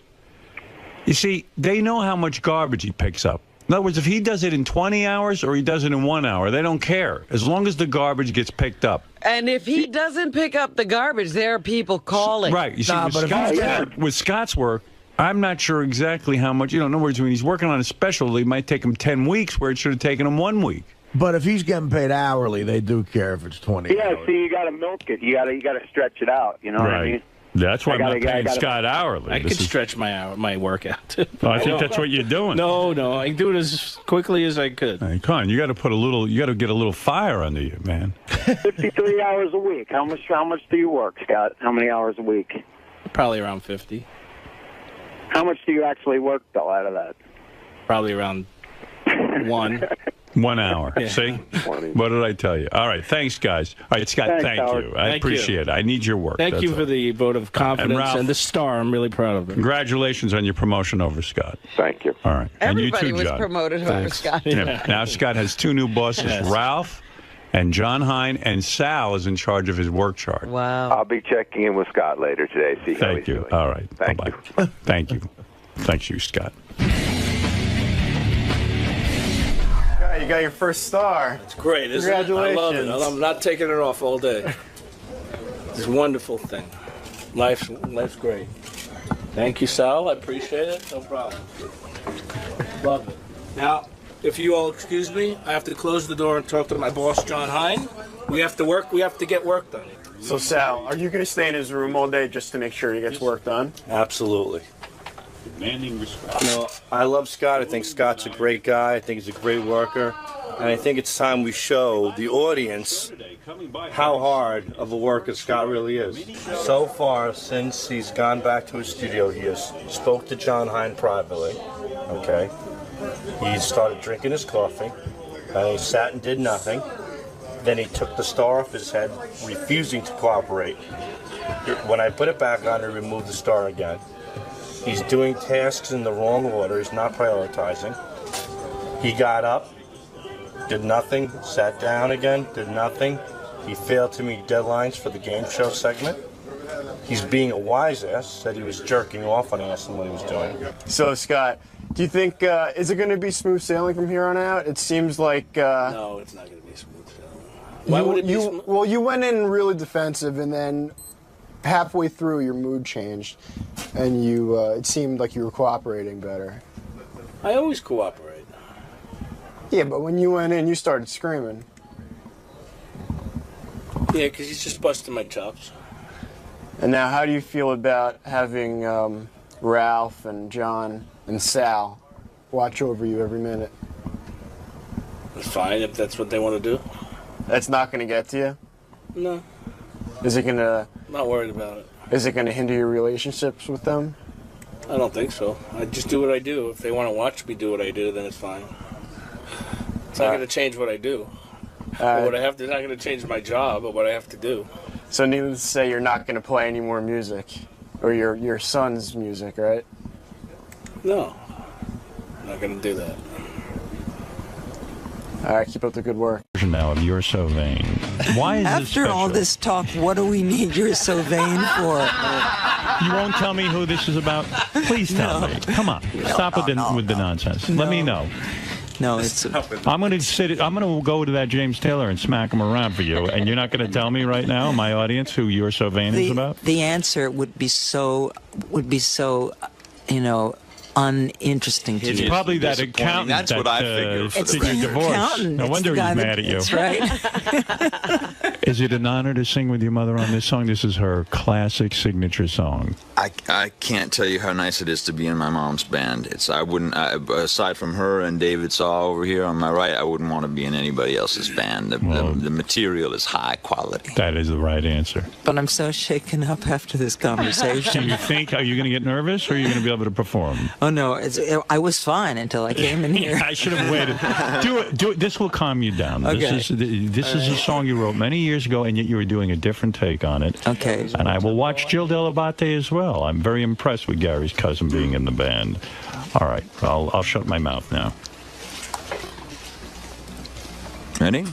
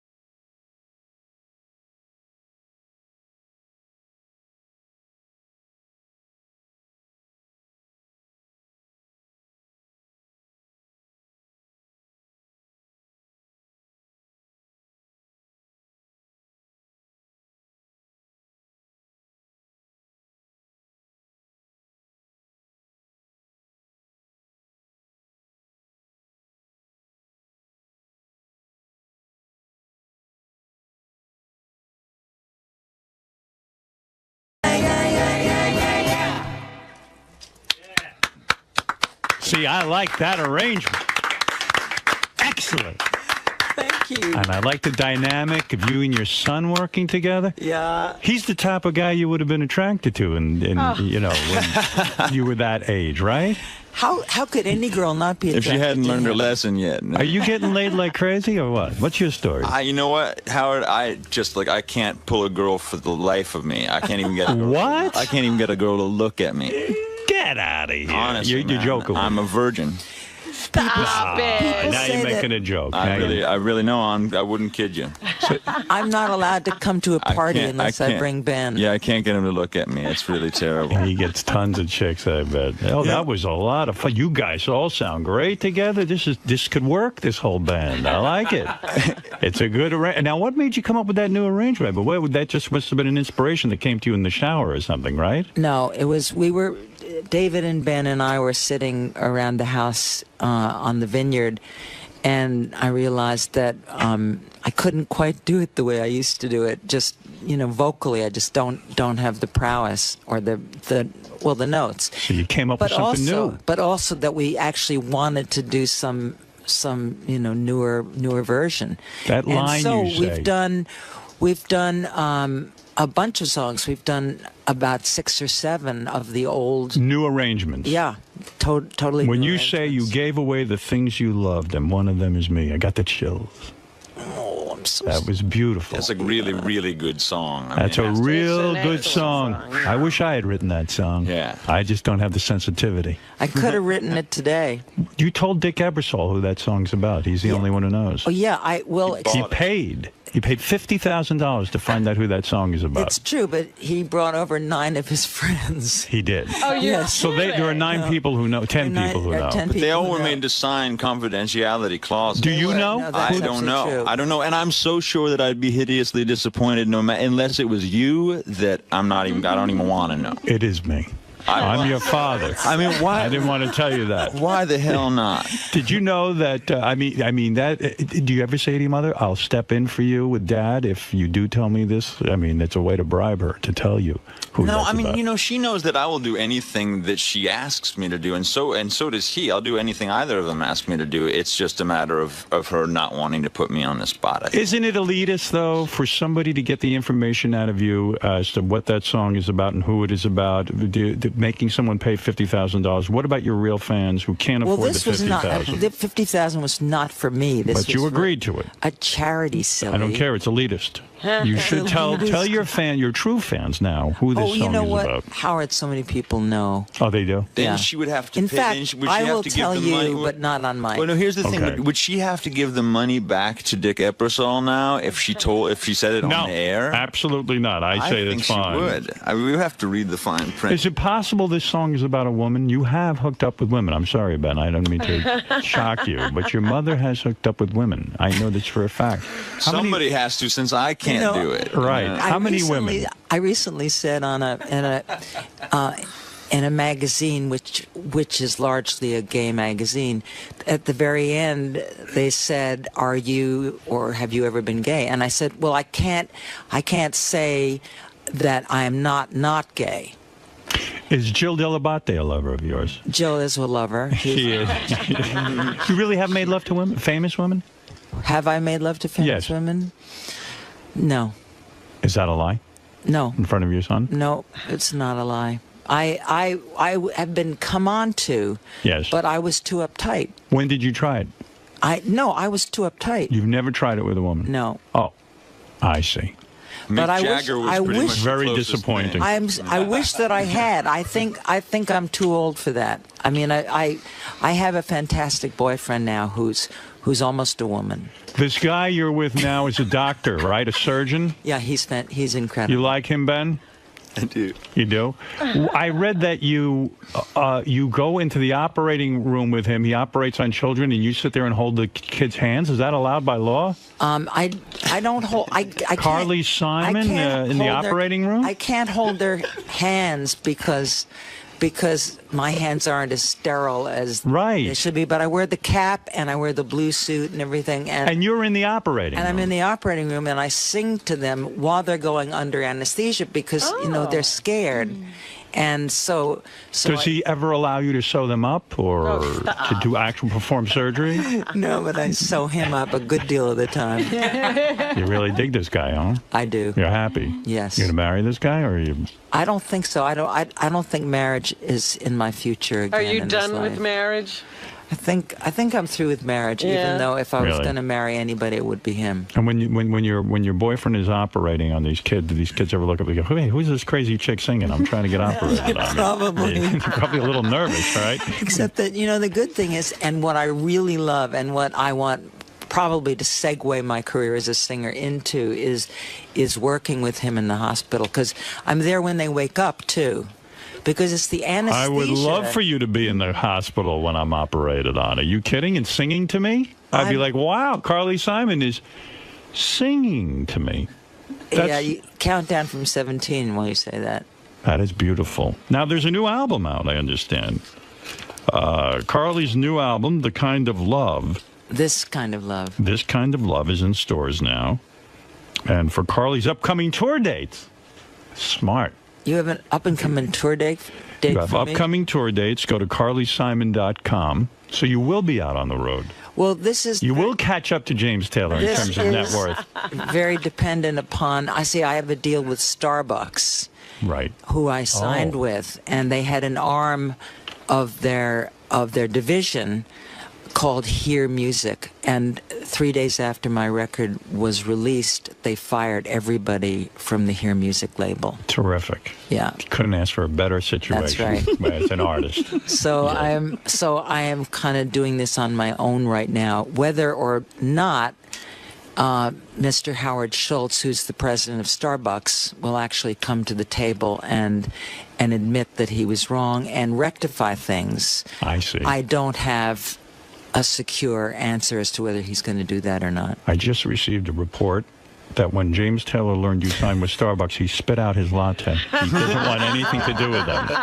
And James was behind the firing, believe it or not. They signed James during the 2 months that they were not getting in touch with me. I swear to God, that's true. They signed James. Yeah.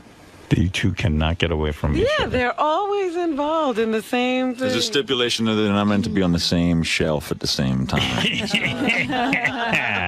I like that. Everyone knows it. You know, I'm looking at your hair right now, Ben. Your father was Mick Jagger, I think. You've got a full, thick head of hair. You know what? I think that it's possible that THC cures baldness. That might be it. Who knows? No, his father was Miles Davis. Aha. That's shocking. I hear you're 25% black. Is that true, Carly? 1/8. 1/8 black. Myself also. I am 1/8 black. Are you really? Are you an octoroon? I'm an octoroon. A fellow octo. That's right. It's the best combination to My have. mother is mostly black. Carly, thanks so much for coming in. And I should mention on Howard TV, you can check out Carly's performance of You're So Vain. I want to thank your band. They were great. Great guys. Smart. Keep quiet. You know what I'm saying? Carly, how did you think it went in there? My mind is completely blown. Why is that?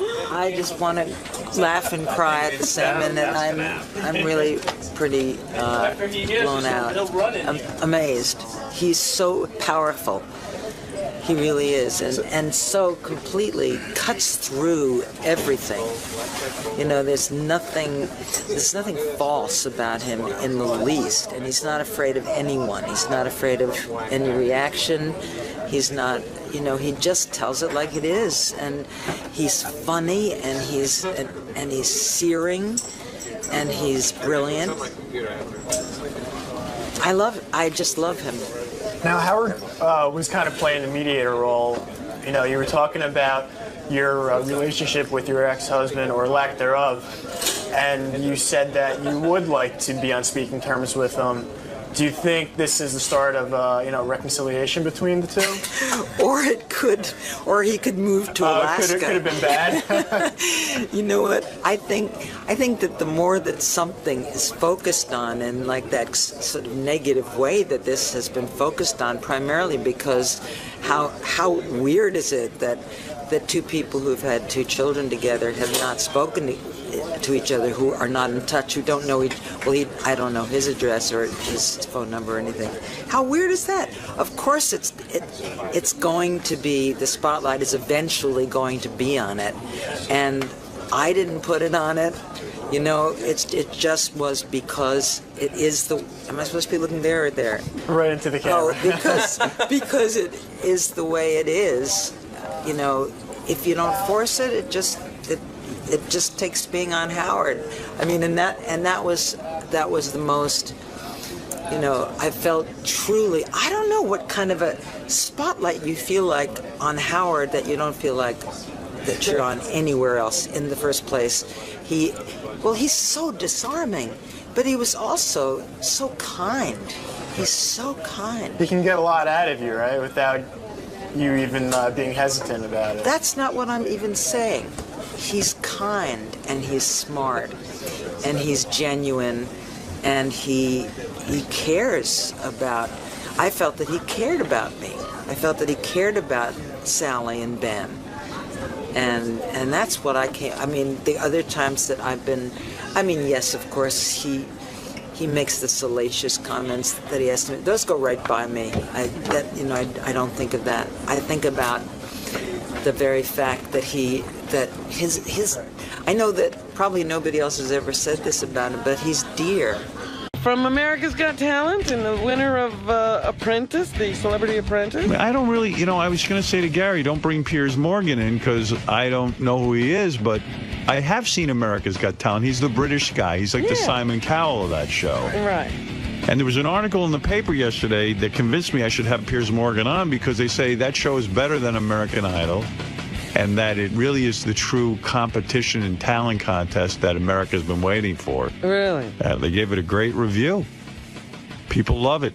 America's been waiting for a true talent contest? According to the New York Post. I didn't realize. Piers Morgan. I don't really know Piers' work, but he is like a Simon Cowell. And people but on Apprentice, he was a real dick, apparently. Yeah, people couldn't stand him. But he won. Yeah. Donald Trump could stand him. Never heard of him. Yeah, he's a British guy like Simon Cowell, and he gives his opinions. Oh. Yeah, where else do you get a name like Piers? You know what? This country doesn't have a good track record with Brits who give opinions. Okay, I'm Piers Morgan, a judge on America's Got Talent, in question marks. Why am I here? Because it's a lifetime's ambition. I've spent the last 43 miserable years of my life waiting to go on the Howard Stern show. And I finally got the call. I've met the Queen of England 4 times. I've met presidents. I've met Nelson Mandela. I've hung out with Tony Blair. This is it. This is the big one. I'm not nervous through fear.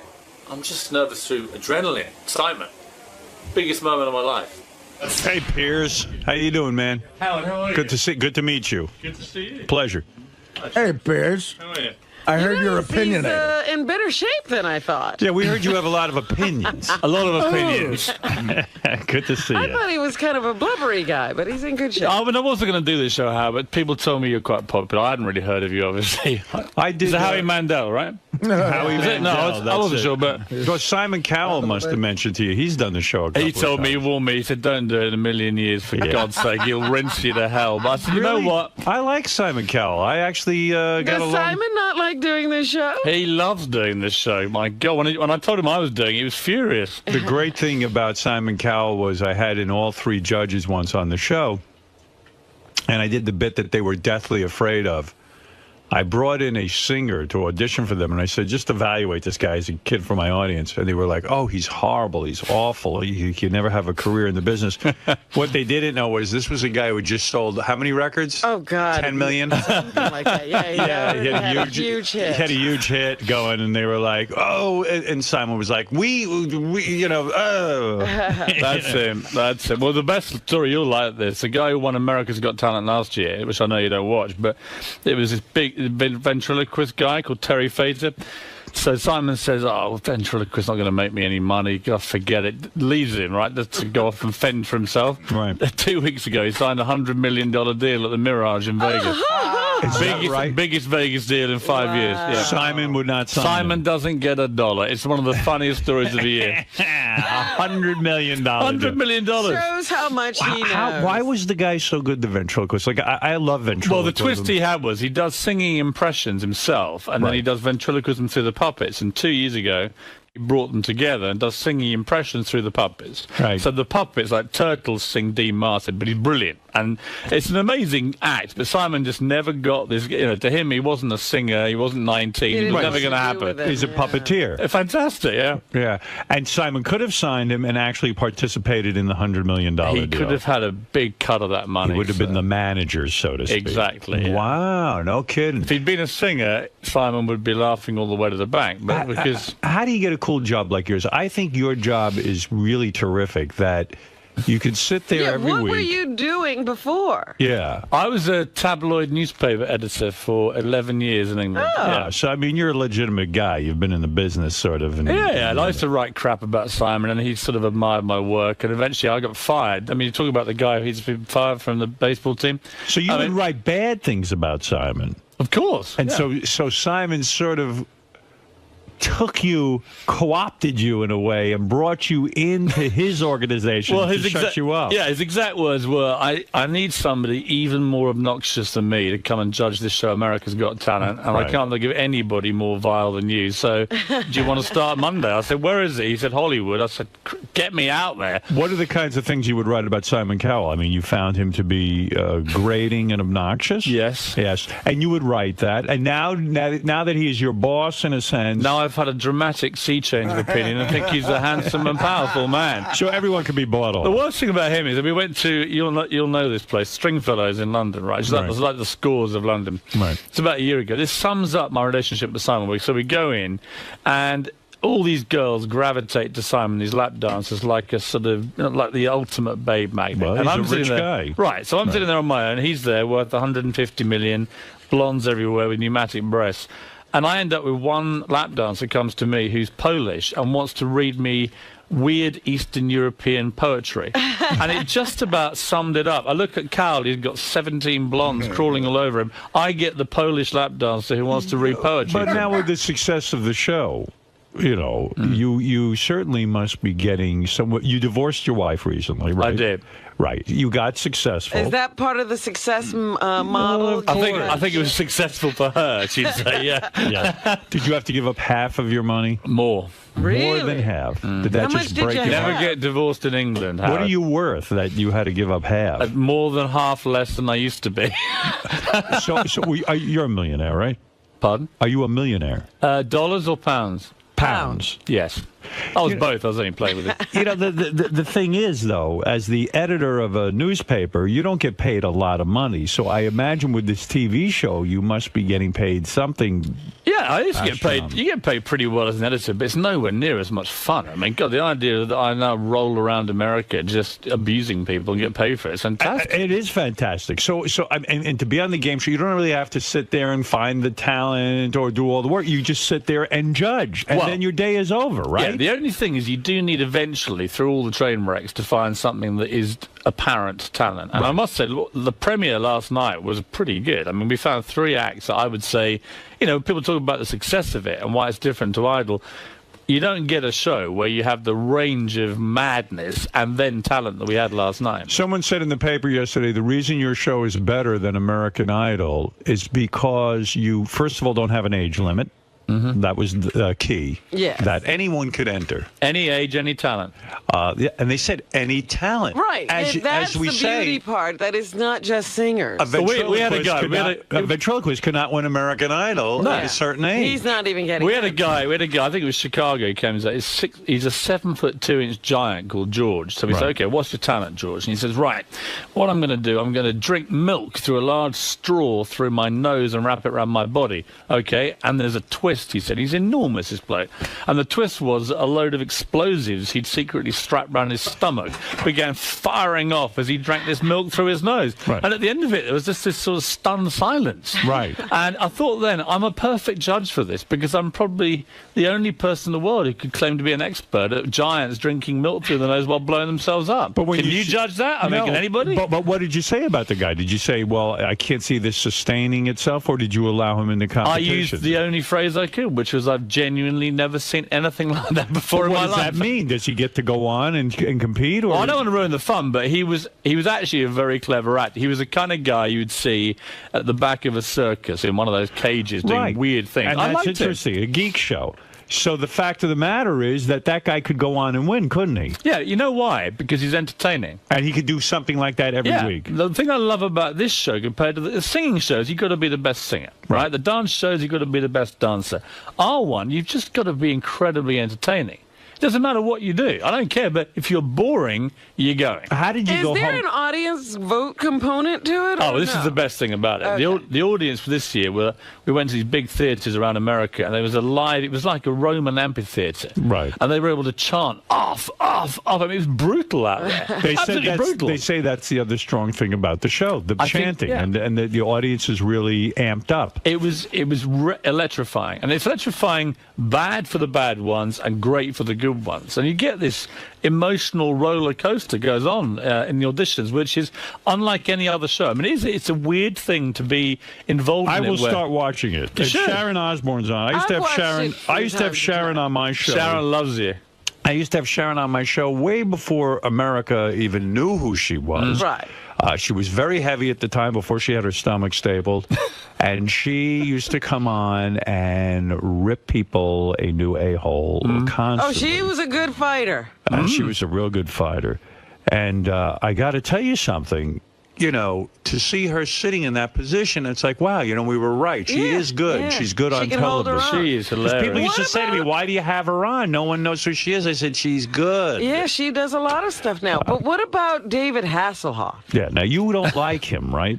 He's just a tool, isn't he? Yeah. You know what I mean? Do you say that to him? Of course. I wake up in the morning, go to the office and say, David, how are you, tool? Why is he a tool? Don't call me a tool, you tabloid wanker. Why and is that's he a how tool, our day though? starts. But why is he a tool? No, he's all right. David's quite funny. I mean, he can be funny. Right, don't get me wrong. Is he funny because he is not in on the joke? Are we laughing at him? We're laughing at him. I think he pretends to get the joke. So he'll go, don't hassle the half, and he'll wear the T-shirts and all this sort of thing. But secretly, he's not laughing. Does he spend most of his time talking about himself? Yes. He does? Yes. And so it's an enormous ego, and maybe it's not justified. I mean, it was Baywatch. The guy had a huge career, made a lot of money. Yeah.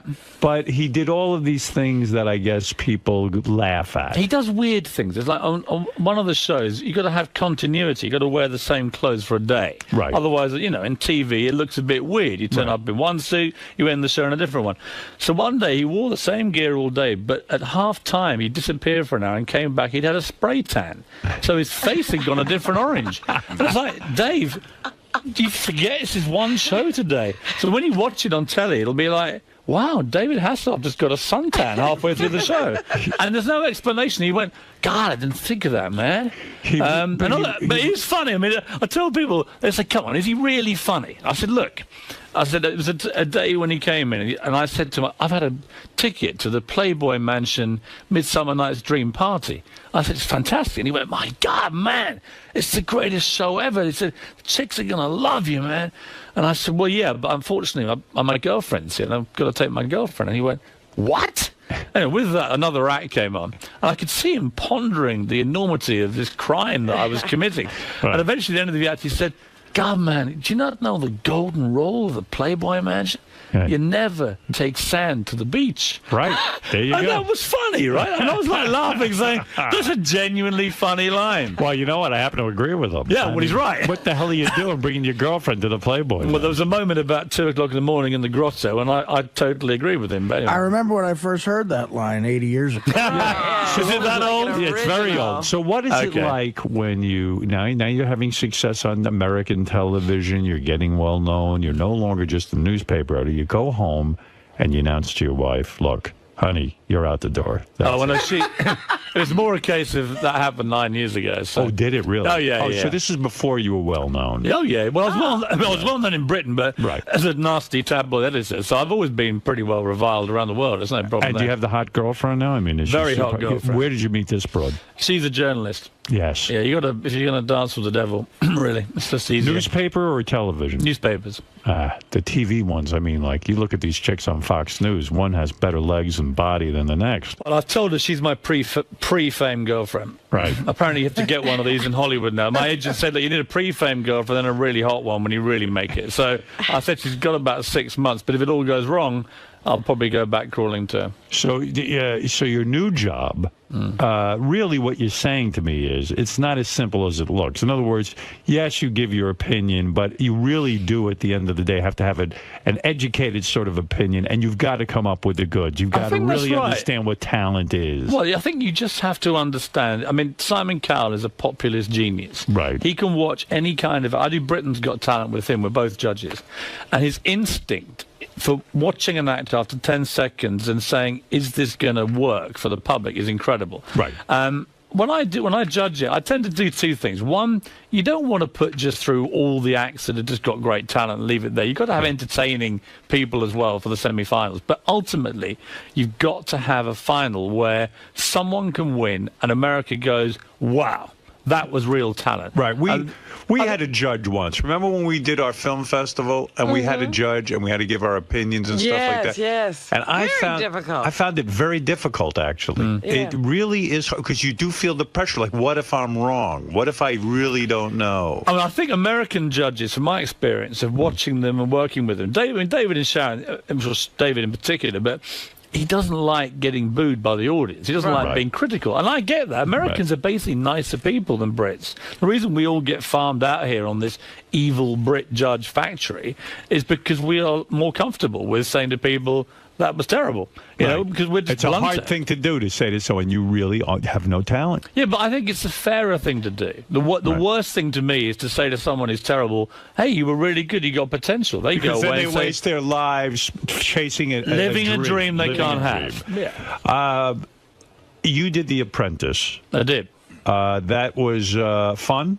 It was a month on the streets of New York. Why with did everyone a hate bunch of D-list wackos. It was great. Yeah, but why did everyone hate you? People were threatening to quit the show because they couldn't stand to be with the only you. ones who wanted to quit the show because of me were the New Yorkers, and I thought they were a disgrace to their city. Who was a New Yorker? Stephen Baldwin. I mean, he spent half the time lecturing me about God, and then the other half he'd be saying, God, man, when I was a Hellraiser, I had 10 hookers in Vegas. I was like, well, make your mind that way. Yeah, right. Which side of the fence are you going to dance, Steve? He wanted you to know he once had a life. Yeah, and then Vinny Pastore morphed into Don Corleone, and every 2 minutes he'd go, you better watch your back next time you're in New York. And I said, eventually I said, you are not Don Corleone, right? That's you're a character. Vinny Pastore, all right? You're a soprano by day, but by night you're just blown. You're saying that Vinny Pastore now thinks he's a real soprano. Yes. And you're saying that Stephen Baldwin's religion is... I think he had complex issues about which side of the fence he wanted to Do you think he's really religious, or is this a shtick to get him some attention? I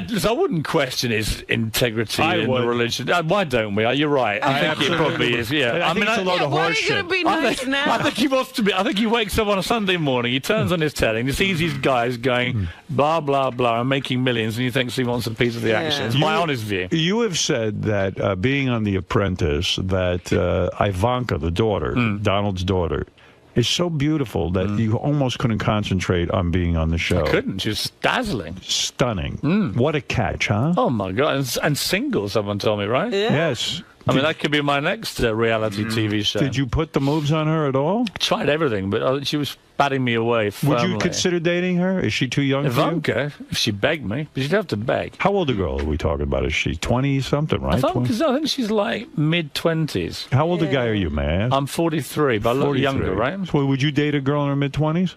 I have dated a girl in my mid-20s. You have no problem with that? Absolutely none at all. Right. So how low will you go? Will you go to 18 years old? 22. 22 is your cutoff. And Ivanka fits the bill. Absolutely. What a catch that is, Mono. She would be. I mean, good-looking, money, the Donald whole at the deal. wedding. Smart. If she's listening. Actually, the funniest moment in The Apprentice involved you. You probably don't even know this, but eventually I was going on at Baldwin. We had to get a charity auction going, get people helping and everything else. And I was getting Simon Cowell, the Duchess of York, Andrew Lloyd Webber, all these people, bang, bang, bang, bang, bang. Nothing from Baldwin. So he went out one night to go and sell tickets to the auction. Didn't sell a ticket, having trawled the clubs for 3 weeks. I said, it's your town. Surely you can find one person you know will buy a ticket. Anyway, eventually he said, okay, I know what we're going to do. We're going to get some publicity on Howard Stern. He's an old friend. He'll take me on. Blah, blah.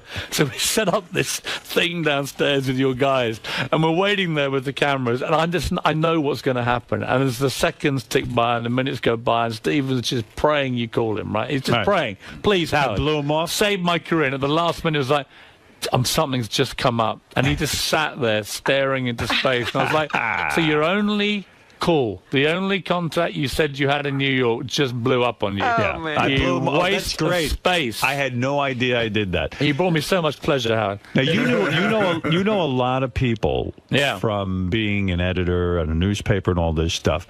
The story goes that you are the man responsible for introducing Paul McCartney to Heather Mills. It's completely true. Do you feel bad about How did you know Heather Mills? I was editor of the Daily Mirror, one of the big tabloids in England, and we had an event called the Pride of Britain Awards in 1999. And it was like a sort of saluting of ordinary people with big stars, presenting them heroic awards and so on. And Heather Mills came and made a speech, and Paul McCartney hadn't appeared in public since Linda died about a year before. And he turned up halfway through the lunch, sits next to me, and it's like an amazing moment. Everyone goes crazy. Heather Mills gets up and makes this inspiring speech about landmines and so on. And you actually see it's a video clip where Paul McCartney nudges me with his elbow and he says, "Who's this?" And to my utter undying shame as a Beatles fan, I tell him, this girl's great and she's this and she's a vegetarian and she's got long blonde hair, and you do the maths. And afterwards they met and they got on really well. Were you surprised that he was attracted to a girl with one leg? Seriously. I'm very shallow. That's a tough one. Did she know? Do you know, in all honesty, yes. I'm with you on that. I find it a bit weird. But did he know at that time that she had one leg? I don't know at the time. I don't know about that. I do know that he knew that he thought she was quite a nice person and not the greedy, grasping little gold-digging hoe that she turned out to be. So I would like to publicly apologise to Paul McCartney because Have you seen him since? Yeah, I keep apologising. He keeps reassuring me and sort of comforting me and saying, "Don't worry, man." I said, "Look, I saw his daughter last week and she just shook her head at me and said, why? Why us? Why did you choose our family?" Right. Stella McCartney hated Stella's very cool but guy. She hated her. Yeah, and she said, "Dad, what the hell are you doing with this woman?" And of course, the more we found out about Heather, the worse it got. And the good news, though, from your point of view, is that she's decided she's so hated in Britain. She's the most hated woman in British history now, after skinning him for $50 million. Right. She's coming to America, where she says, quotes, "They love me over there." So congratulations, New York, you're getting Heather Mills. So you were duped in a sense. You were not a good judge of her. Do you know what? I was taken in like he was, and she was very, very good at that. She would make out she was this great charity fundraiser, and she was an honest woman. But in the end, how soon did you realize it was a big mistake? How long did it take you? I think it was when they got married. Even then, it seemed okay. But I was getting feedback from people who know Paul McCartney saying that she was getting very irritated that all the attention was going to Paul when they went out. Right, that's what I heard. It was like, and eventually it was quite funny when the divorce papers came out. You saw just how she was trying to get like 500 million or something. It was ridiculous. Right. So I wrote this piece in my newspaper column in England, just tearing into this gold digger. And at the end of it published, and she rang me, and she went screaming, "What have you done?" I was a screaming banshee, and she said, "God!" And then eventually she stopped in mid-thing, because I said, "Well, I'm not putting up with you talking to me like this." I said, "You're just a greedy gold digger, and that's the end of it."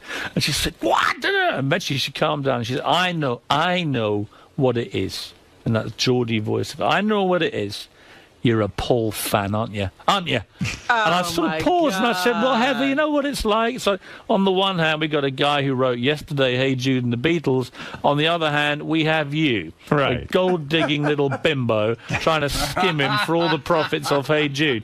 It's not a difficult one, is it, love? Right. What? Bang! Boom! And that was it. That was the end of it. End of a beautiful relationship. So was the divorce her plan all along, do you think?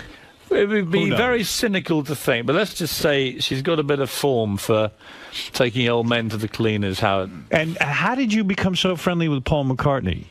I was just a big Beatles fan, and we used to do stuff with him on the Daily Mirror. And the Daily Mirror is sort of working class Labour, left-wing paper in Britain, and it was very much his kind of roots from Liverpool. So he liked the paper and he became friendly with you. Yeah, and you can ring him up anytime. He's that much. Well, I wouldn't say that, but I mean, if I meet him, apart from apologising consistently, which I do, because he says to me, "Thanks, pal, you cost me $58 million." You know? You're a very expensive friend. You should chip in a bit. Yeah. What? Also, you mentioned that when you were a newspaper editor, you interviewed George Michael, the famous George Michael, and he confessed to you that he had sex with more than 500 men in the last 7 years. Is that right? It wasn't an interview. I went to a dinner party. And I've been told you can be quite indiscreet. Anyway, this is about 3-4 years ago, and we sit there. There's about 8 of us, and bear in mind that I was there, and so was the editor of The Sun, who's another outrageous tabloid in Britain.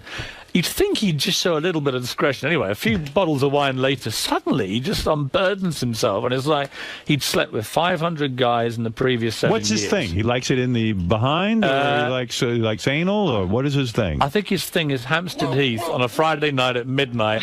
Anything goes, Howard. So if you're in London, if you want to go to Hampstead Heath, you know what you're going to get. George Michael, very, very hot under the collar, right?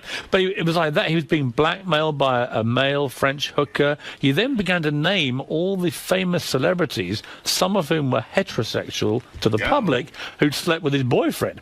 So by now we're like, what? Wow. He's telling this to you, who is a tabloid reporter. Yeah, and afterwards, of course, I obviously put it all in my book, and he was like, how could you be so indiscreet? I was like, George, you invite 2 tabloid editors to your dinner party. You then tell us you slept with 500 guys. What do you think we're going to do? It's like putting a big lion into a cage and chucking it some raw meat, you know? But people continually invite you to these dinner parties. They do. And yet you can be obnoxious at the dinner party. For example, you were invited to Madonna and Guy Ritchie's home, and you said to Guy Ritchie, hey, you used to be a bartender. Go get me a drink. Well, he was a bartender. He was my bartender. I live in a place called Wandsworth in South London. The Guy Ritchie I knew used to be the deputy. He wasn't even the head barman. He was the deputy head barman of a place called Joe's Brasserie. And I used to go in there and click my fingers, and this Guy would run off and get me my beer. Next time I see him, unbelievably, he's standing next to Madonna. And I was like, what? So I go to a guy called 𝗦𝗁𝗄𝗿𝗍. He's a famous chef, right? He's doing a show at the moment for NBC. And great guy. I saw him last night. Marco had a 40th birthday party in which he invited 40 guests. Right. And 2 of them are Madonna and Guy Ritchie. So I've had a few drinks by now, and I'm thinking, well, could be quite funny. So there's Madonna, grim-faced, not drinking, doing a bit of Kabbalah and aerobics, the usual kind of crap. And she does all that stuff. She walks past, and there's already been... She's in a bad mood because there was an outrageous comedian called Bernard Manning. Yeah. Remember Bernard Manning? Not really. I mean, the most offensive, racist, sexist pig you'd met in your life. And he'd done his half-hour turn, and I remember because Madonna had this cap on, like a racing cap. And after about 20 minutes, she obviously wasn't laughing. Guy Ritchie was laughing. She wasn't laughing at all. And he just looked down at her and he went, "You're right, love." He didn't know who the hell she was. And he went, "You know what you look like?" And there's a famous jockey in England called Lester Piggott, right? Famous jockey. And she went, "You look like fucking Lester Piggott's sister." Like this. And Madonna just sat there in this cloth cap, dying of death, and everyone was howling at her. So she was already in a bad mood. So as they got up to walk around, I just said, "Hey, Guy, for old time's sake, mate, get the beers in, can you?" And he was laughing. She was incandescent. I mean, wow. You find her attractive? Not at all, mate. Not a good-looking woman? I mean, never has been. You don't like her, and you know what? 50 years old, put the clothes back on, love. Yeah? Is Guy Ritchie a... He's all right. He's a cool guy. A good guy. I like him. Do you think he's in the marriage because he's in love with Madonna, or is he a guy who wants to... I think you'd have to be in love to stay in there that long. I mean, I like Guy Ritchie. He's a good bloke. I just find her it's just demeaning to be doing it at 50. Put the clothes back on. Let your kids do it. You know what I mean? That's right. She's too old for that. Yeah. Did you put the guys that George Michael outed in your book? Well, I couldn't put them all in because some of them it would have been a bit of a surprise to their wives. Who'd you put in there? Who did we put in there? I think I better be careful here. I mean, did you get sued over the book? No, because I was careful about Are there different laws here and there?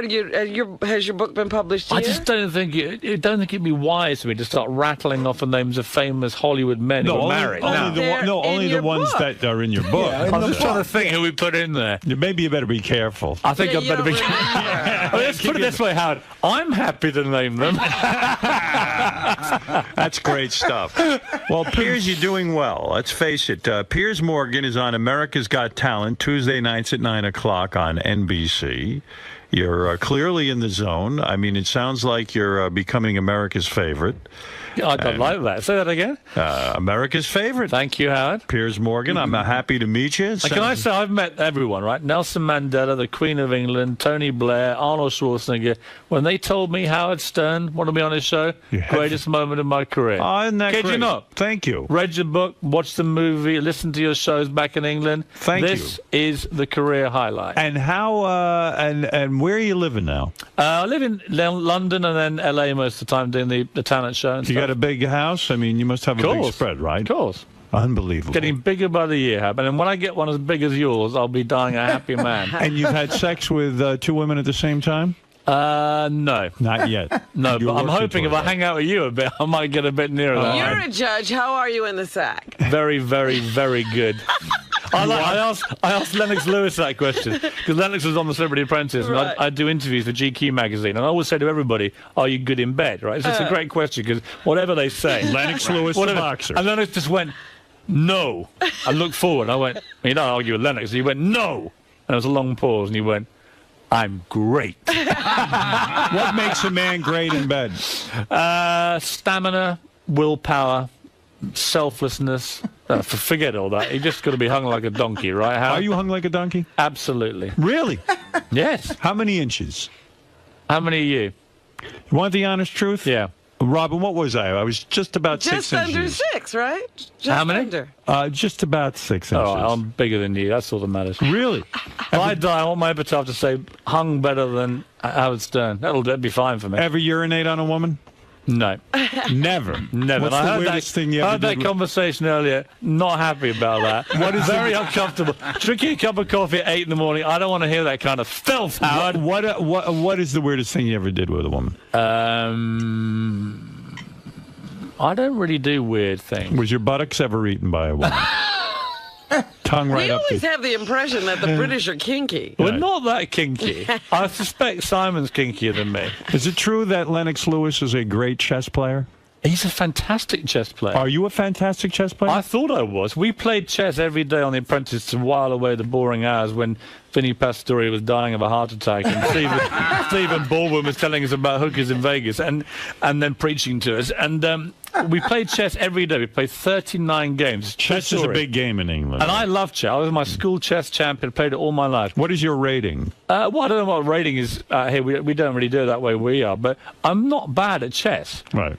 Lennox beat me 38 times out of 39. Wow. And what he did to make it worse... You must have been shocked because he's a boxer. I mean, Exactly. And he says his mum taught him and his mum's better than he is. But the great thing about Lennox is he couldn't stop showboating. So just before he made the crucial move to beat me, he'd stand up and then very slowly walk around the room like a kind of funeral march. What a dick. And it was like, so I would be thinking, I've got him, I've got the bastard, right? I'm in here, bang. Went in to get it, and suddenly he'd get up, and I'd go, not again, where's he going? And this slow walk around the room. I mean, terrible gloating. Would you play the game with time controls, or there were no time controls? Well, we had days to spare, so there was no time control. But he plays chess like he boxed. So he's very, very cunning. He's very quick with a jab. Boom, boom, boom, boom. And before you know it, he's just all over the place. Really? He's a fantastic chess player. I mean, he would be able to give any serious chess player a game. Do you ever play chess on the internet? I'm going to start playing with him on the internet because he lives mainly in Jamaica now. I see. But he's terrific. Okay, I won't get too into the chess thing, but I'm always curious because Howard, I you like to should play. play You Piers. should play Piers. I would love to play Piers. I would love to You play. should have your own internet league. You play chess? I do. We should have a game. I enjoy the game. I think we should get Lennox in because he's brilliant. Well, we will have a little round robin. Let's won't get we? Lennox. Next time he's in New York, let's get it on. Let's have the Howard Stern Chess Championship. Let's go, man. Come on. We'll get Heather Mills. Yeah, we'll get Yes. George Michael. All right. That way we're going to get loads of stories, and she's going to skim us for our money. Perfect. Well, I've never actually played someone of regular intelligence. I only play retarded people in chess. Yeah. And I always win. But You'll he's do the well champ. with me. As long as someone has a low IQ. Let me ask Piers something. Do you think it takes away from the fun to play on the internet? Because Howard doesn't play with a board ever, right? Well, I would like to. First of all, in America, you can't find anyone to play on a board. So I go on this ICC, the Internet Chess Club. Yeah, I know it's it. a worldwide thing, and you go on and you play different people. I would love to play somebody in person. Go down to Washington Square Park. Well, the trouble is, if you don't play with a real board, you can't chuck everything everywhere when you lose, which is quite a pleasure sometimes. I think, isn't it? It is. Yes. Do you get embarrassed when Lennox Lewis beats you 32 times? Oh my God, it was humiliating. But I thought I may as well write about this. I wrote about being beaten by Lennox at chess, and it was like, it was funny. Some people were like, "Well, don't be so surprised. Not all boxers are thick." Lennox is one of the sharpest guys I've ever met, and that's why he, in the end, it's interesting. Walking around New York with Lennox Lewis, because I've loved boxing all my life. And I'd forgotten, obviously, he knocked out Mike Tyson. And this was the big New York hero. And it was the biggest reaction to any human being I've walked with, ever. It was incredible. And the respect for the guy, because he only got knocked out twice, Lennox Lewis. And both times he said to me, I went back and I beat those people. Right. And that was very important to him. So he beat everybody there was to beat. And it was this chess mind all the time, always 3 moves ahead. Great guy. The other great guy who I heard you do on here was Tito Ortiz. Yes. What a charming guy he was. Again, much smarter than you'd think. Yes. And he's got Jenna Jameson. Yes, he does. And who knows what goes on there. Well, let me tell you. Here's a couple of people who want to say hi to Piers. And then, Jeff the Drunk, go ahead quickly. Oh, geez. Yeah, hi, Piers. Hey, Jeff. I was watching the show last night. The opera singer was awesome. He was fantastic, wasn't he? You're saying someone who sings the opera was good? It was better than that. It's a guy who, by day, sells insurance, this guy, Neil, right? And then he just ripped into Nessun Dorma by Pavarotti. It was awesome. Nessun Dorma by Pavarotti is my favorite. I can't believe Jeff the Drunk knows this kind of music.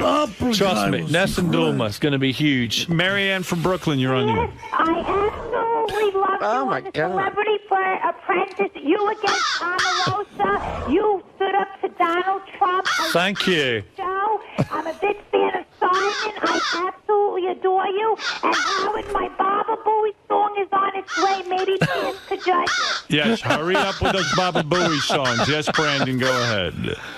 Hey, Howard, love you guys, man. Thank you. I just wanted to say, Piers, man, I've never heard of you before, dude, and you're a fucking funny motherfucker. Well, fuck you very much indeed. How had I never heard of him before? Well, Piers is coming on strong. He's coming on strong. In a couple of years, we won't even be able to get him on the show. You'll always get me, Howard. I said to your producer earlier, I'm available not just now, but every day you ever want me. Well, Piers, we might have to have you come in here and judge something the next time we do it. And I'm available for anything. All right, excellent. Piers, you're a good guy. I appreciate you coming on the show. Piers Morgan, America's Got Talent, Tuesday nights at 9 o'clock on NBC. He's living large with the big house, the girlfriend, and he hates Stephen Baldwin, I think. Yeah. Sounds like he's got a license to print pussy, this guy. This is nice. It does, doesn't it? You're right. It Yeah. sure does. Unfortunately, I love my girlfriends. There may be a bit of a problem. Do you have any Playboy Playmates in your past? Well, Tiffany Fallon was on the show. She was lovely. But unfortunately, she slightly ruined things by announcing on day one she's pregnant. But you didn't by a make love to her. multi-millionaire rock star. It killed everything. On every level, I was finished. All right, Piers, we'll take a break. Thanks for coming in, and good luck with the show. I hear it's doing great. It was seriously a pleasure. Thank you. Thanks, Piers. Piers. Survived, Howard. How was that, man? Fantastic. Looks like you made a new fan and a chess partner. Well, I'm going to be playing chess with Howard and Lennox, and I feel like we've just bonded, lifetime relationship. So what do you like about doing Howard's show? We can say what the hell you like, can't you? It's fantastic. And he just goes with it. In fact, the more disgusting and depraved you get, the more he likes it. And that was brilliant. You know what? Howard's a legend. I mean, in my neck of the woods back in London, all we know about Howard is there's one DJ in the world worth going on, as Howard Stern. He's the number one. And I've done a lot of radio, a lot of TV in my life. Now I've done Howard Stern. I can die a happy man. All right, man. It was a great interview. Thanks for stopping by.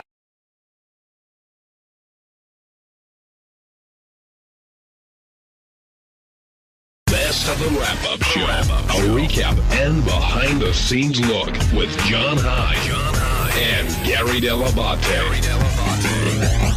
The best of the wrap-up show begins now. Hey, this is Jason, and on Monday's wrap-up show, they furthered the conversation about how I was talking to Kevin Kraft about taking gay pictures of him for a gay website to make money. People were saying that I'm gay for even saying that, I'd be willing to do it. Look, I'm in it for the money, but like, what's so gay about wanting to take a picture of a naked dude?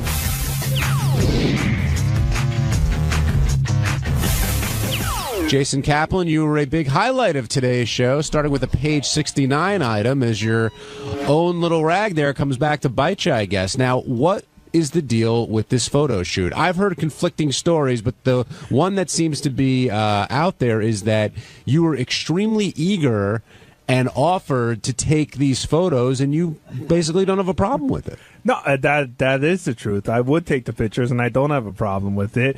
But it was mostly joking around. We were sitting around. Kevin and I are friends, and I guess he gets all these emails from gay guys who are attracted to him. So I'm like, dude, there's an easy way to make money. Take some gay photos, put them up on the web, charge people $15 a month, and let's start making some cash. And then that gets turned into. So that was it. I mean, the let's part makes it sound like you were offering to do this. No, I said I'll take the pictures. I don't care. I really don't. I know Artie says I'm trying to prove how liberal I am or something, but I don't know. I don't see what the big deal is. I actually know what's going on here for real. Jason get married in a couple months, and he's been telling me that the economy's really bad, that gas is a lot of money, that his fiance is like barely breaking even driving to work, and he said he might even go out and work an extra job just to make some money for the wedding. So I understand if he could talk Kevin into being a little gay, he can make some extra money for the wedding. All of that is true, although I wasn't necessarily trying to. It wasn't like I came up with some brilliant idea and ran to Kevin with it. It was all just like. Was this based on Will the Farter's business model? Well, that's what I kept using as an example. I'm like, dude, listen, if Will could get $3,000 a month for farting in his underwear on the internet, you could be fucking raking it in. I'm like, let's go, let's do this. Now, Kevin, you thought Jason was joking, right? Kevin Kraft now. At first, yeah, for. About the first 15 minutes it was going on, I thought it was a joke. And then at what point did it get really creepy? It wasn't really all that creepy. It just got to the point where I was like, all right, well, I made my mind up a long time ago that I would never do gay porn. But it's not gay porn. Let me ask you a question. If you were on vacation, in Morocco, and you were walking around in a Speedo, is that gay? Yes. Okay. Case closed. All right. If you missed it, here's how everything went down on the show. Number 3, Teddy. Dude, take some pictures, throw them up on the web, make some money off it if you're going to do it. And then he's like, ew, I'm not going to do that. And I said, I'll take your pictures. I don't care. You want to take pictures of him jerking off? I don't know. I didn't say jerking off. I didn't say that. But naked? Dude, they're blowing the story out of proportion. You really want to be responsible for taking naked pictures of him and starting him in gay porn? Wow. No, you really want anything to do with that? And why do you want to take gay pictures of him? I don't want to. Forget it. This is ridiculous. No. But it means ridiculous. But you said exactly what Lisa said. You want to think. Hey, I'm not denying the story. Like if a guy said to me, hey, would you take naked pictures of me? I go, on what planet do you think I'm living? So was Artie the only one who had that type of reaction to what Jason was talking about? Because Artie seemed pretty skeeved by the whole thing. Howard seemed pretty creeped out, too. Howard seemed pretty creeped out, although he was taking it more the angle of, why would I do that to Kevin? Where I wasn't telling Kevin he needs to have a life in gay porn. I would just made a suggestion for a money-making website. See, I didn't think that Jason was suggesting gay porn. He just suggested tasteful pictures that would cater to the gay community. Right. There are lots of ways out there you can make extra money. I could go join the mafia. I could sell coke. But gay guys love you. Right? That's their problem. Jason's still pitching here. If you sell coke, how's Jason going to see you naked? Ben, how did you take all they're all giving Jason crap, but he's going to get some great gay sex. And I think that's his goal. No, I agree with Jason. I who gives a fuck? Except there's so many ways to make money, like Kevin was saying, and there's so many projects that you could get involved with. You got see. This one has a built-in audience. It's already there. There's a lot of things with built-in audience. But the way this. Sorry, go ahead. Like what? Naked girls. But they don't know any. Well, that market gets saturated. I'm perfectly happy making my 100 pesos a week here at Sirius. Again, this wasn't to show my penis. This wasn't some giant business meeting Kevin and I had. I didn't come up with an idea and run to him with a proposal. I don't even know how it came up. Yeah, it just came up. I know exactly how it came up. We're sitting around the office with a bunch of guys, and you came in and said, "Oh my God, I just got another gay guy starts emailing me. He wants pictures of me." Hey, were you and Kevin the only ones involved in this discussion? Well, we're the only two having the discussion, but we were in the office with Jim and Brad. Jay, since you're up for the idea, what about if gay guys who listen to the show want to be photographed erotically by you? Would I get paid? Yeah. Yeah. Like they'll do erotic poses and you'll photo them. Define erotic. Yeah, I'm not. I don't wanna, erotic photography, like them playing with themselves, that kind of thing. I wouldn't do gay sex. I wouldn't just do like solo shots. Ass spread open, but if it's a dude standing there naked. So there, you got a business. You don't need Kevin. I'm not looking for a business. Wait, Jason, the gay photographer? Jim McClure here trying to. I know what's coming. Go ahead, Jim. No, there's a couple of things. One, when we were in the office, you didn't seem really against anything. You were trying to convince Kevin that pretty much anything he did was stuff that he might do in his own. Like if he jerks off, he's sure you jerk off all the time. What's the deal with somebody watching you? You're not seeing them. The second part was we mentioned somebody else who we thought might have some experience kind of doing this, who used to work with us. Well, who's that? I don't know. As soon as his name came up, Jason's like, dude, we don't need anybody else involved in this. We can just do this. No need for outsiders in this. It's just us, man. True, Jace? Why split the profits with somebody else? I agree. Alan. Simon and Garfunkel did an extra guitar player. So, Jason and Kevin, what's the plan moving forward? Is this brought a halt to this business idea, or? Well, Kevin put a halt to the business idea during the first conversation, so it wasn't going to move any further, so it's dead. By the way, I already got emails and all these MySpace messages from people trying to convince me to do the gay porn. Oh, you're leaving money on the table, my friend. I'll happily leave that on the table. And my penis inside my pants. You know, it's a funny thing because you know who sort of went through this on a weird level was KC. Yeah. Mm-hmm. Casey did that photo shoot with the weird German photographer. Right. But Casey did this cheesecake shot of him, with no shirt on, and then it was just like he started getting lots of letters from dudes in prison. Well, hold on a second. We're all going under the assumption that Casey didn't know that was a gay photographer. Well, that's the whole point. The point is, I think that sometimes people tell themselves things in order to make money, right? And say, I didn't know that guy was gay. But Casey went to go get a glamour shirt and ended with his shirt off, a glamour shot, and ended up with his shirt off and his pants unbuttoned. And his pubic hair hanging out. Pubic hair hanging out. That was the worst. The pubic hair was the worst. I didn't know what happened. So, Jason, taking that picture was gay. What? You were just saying he didn't know that was going to be a gay picture, but taking pictures of Kevin...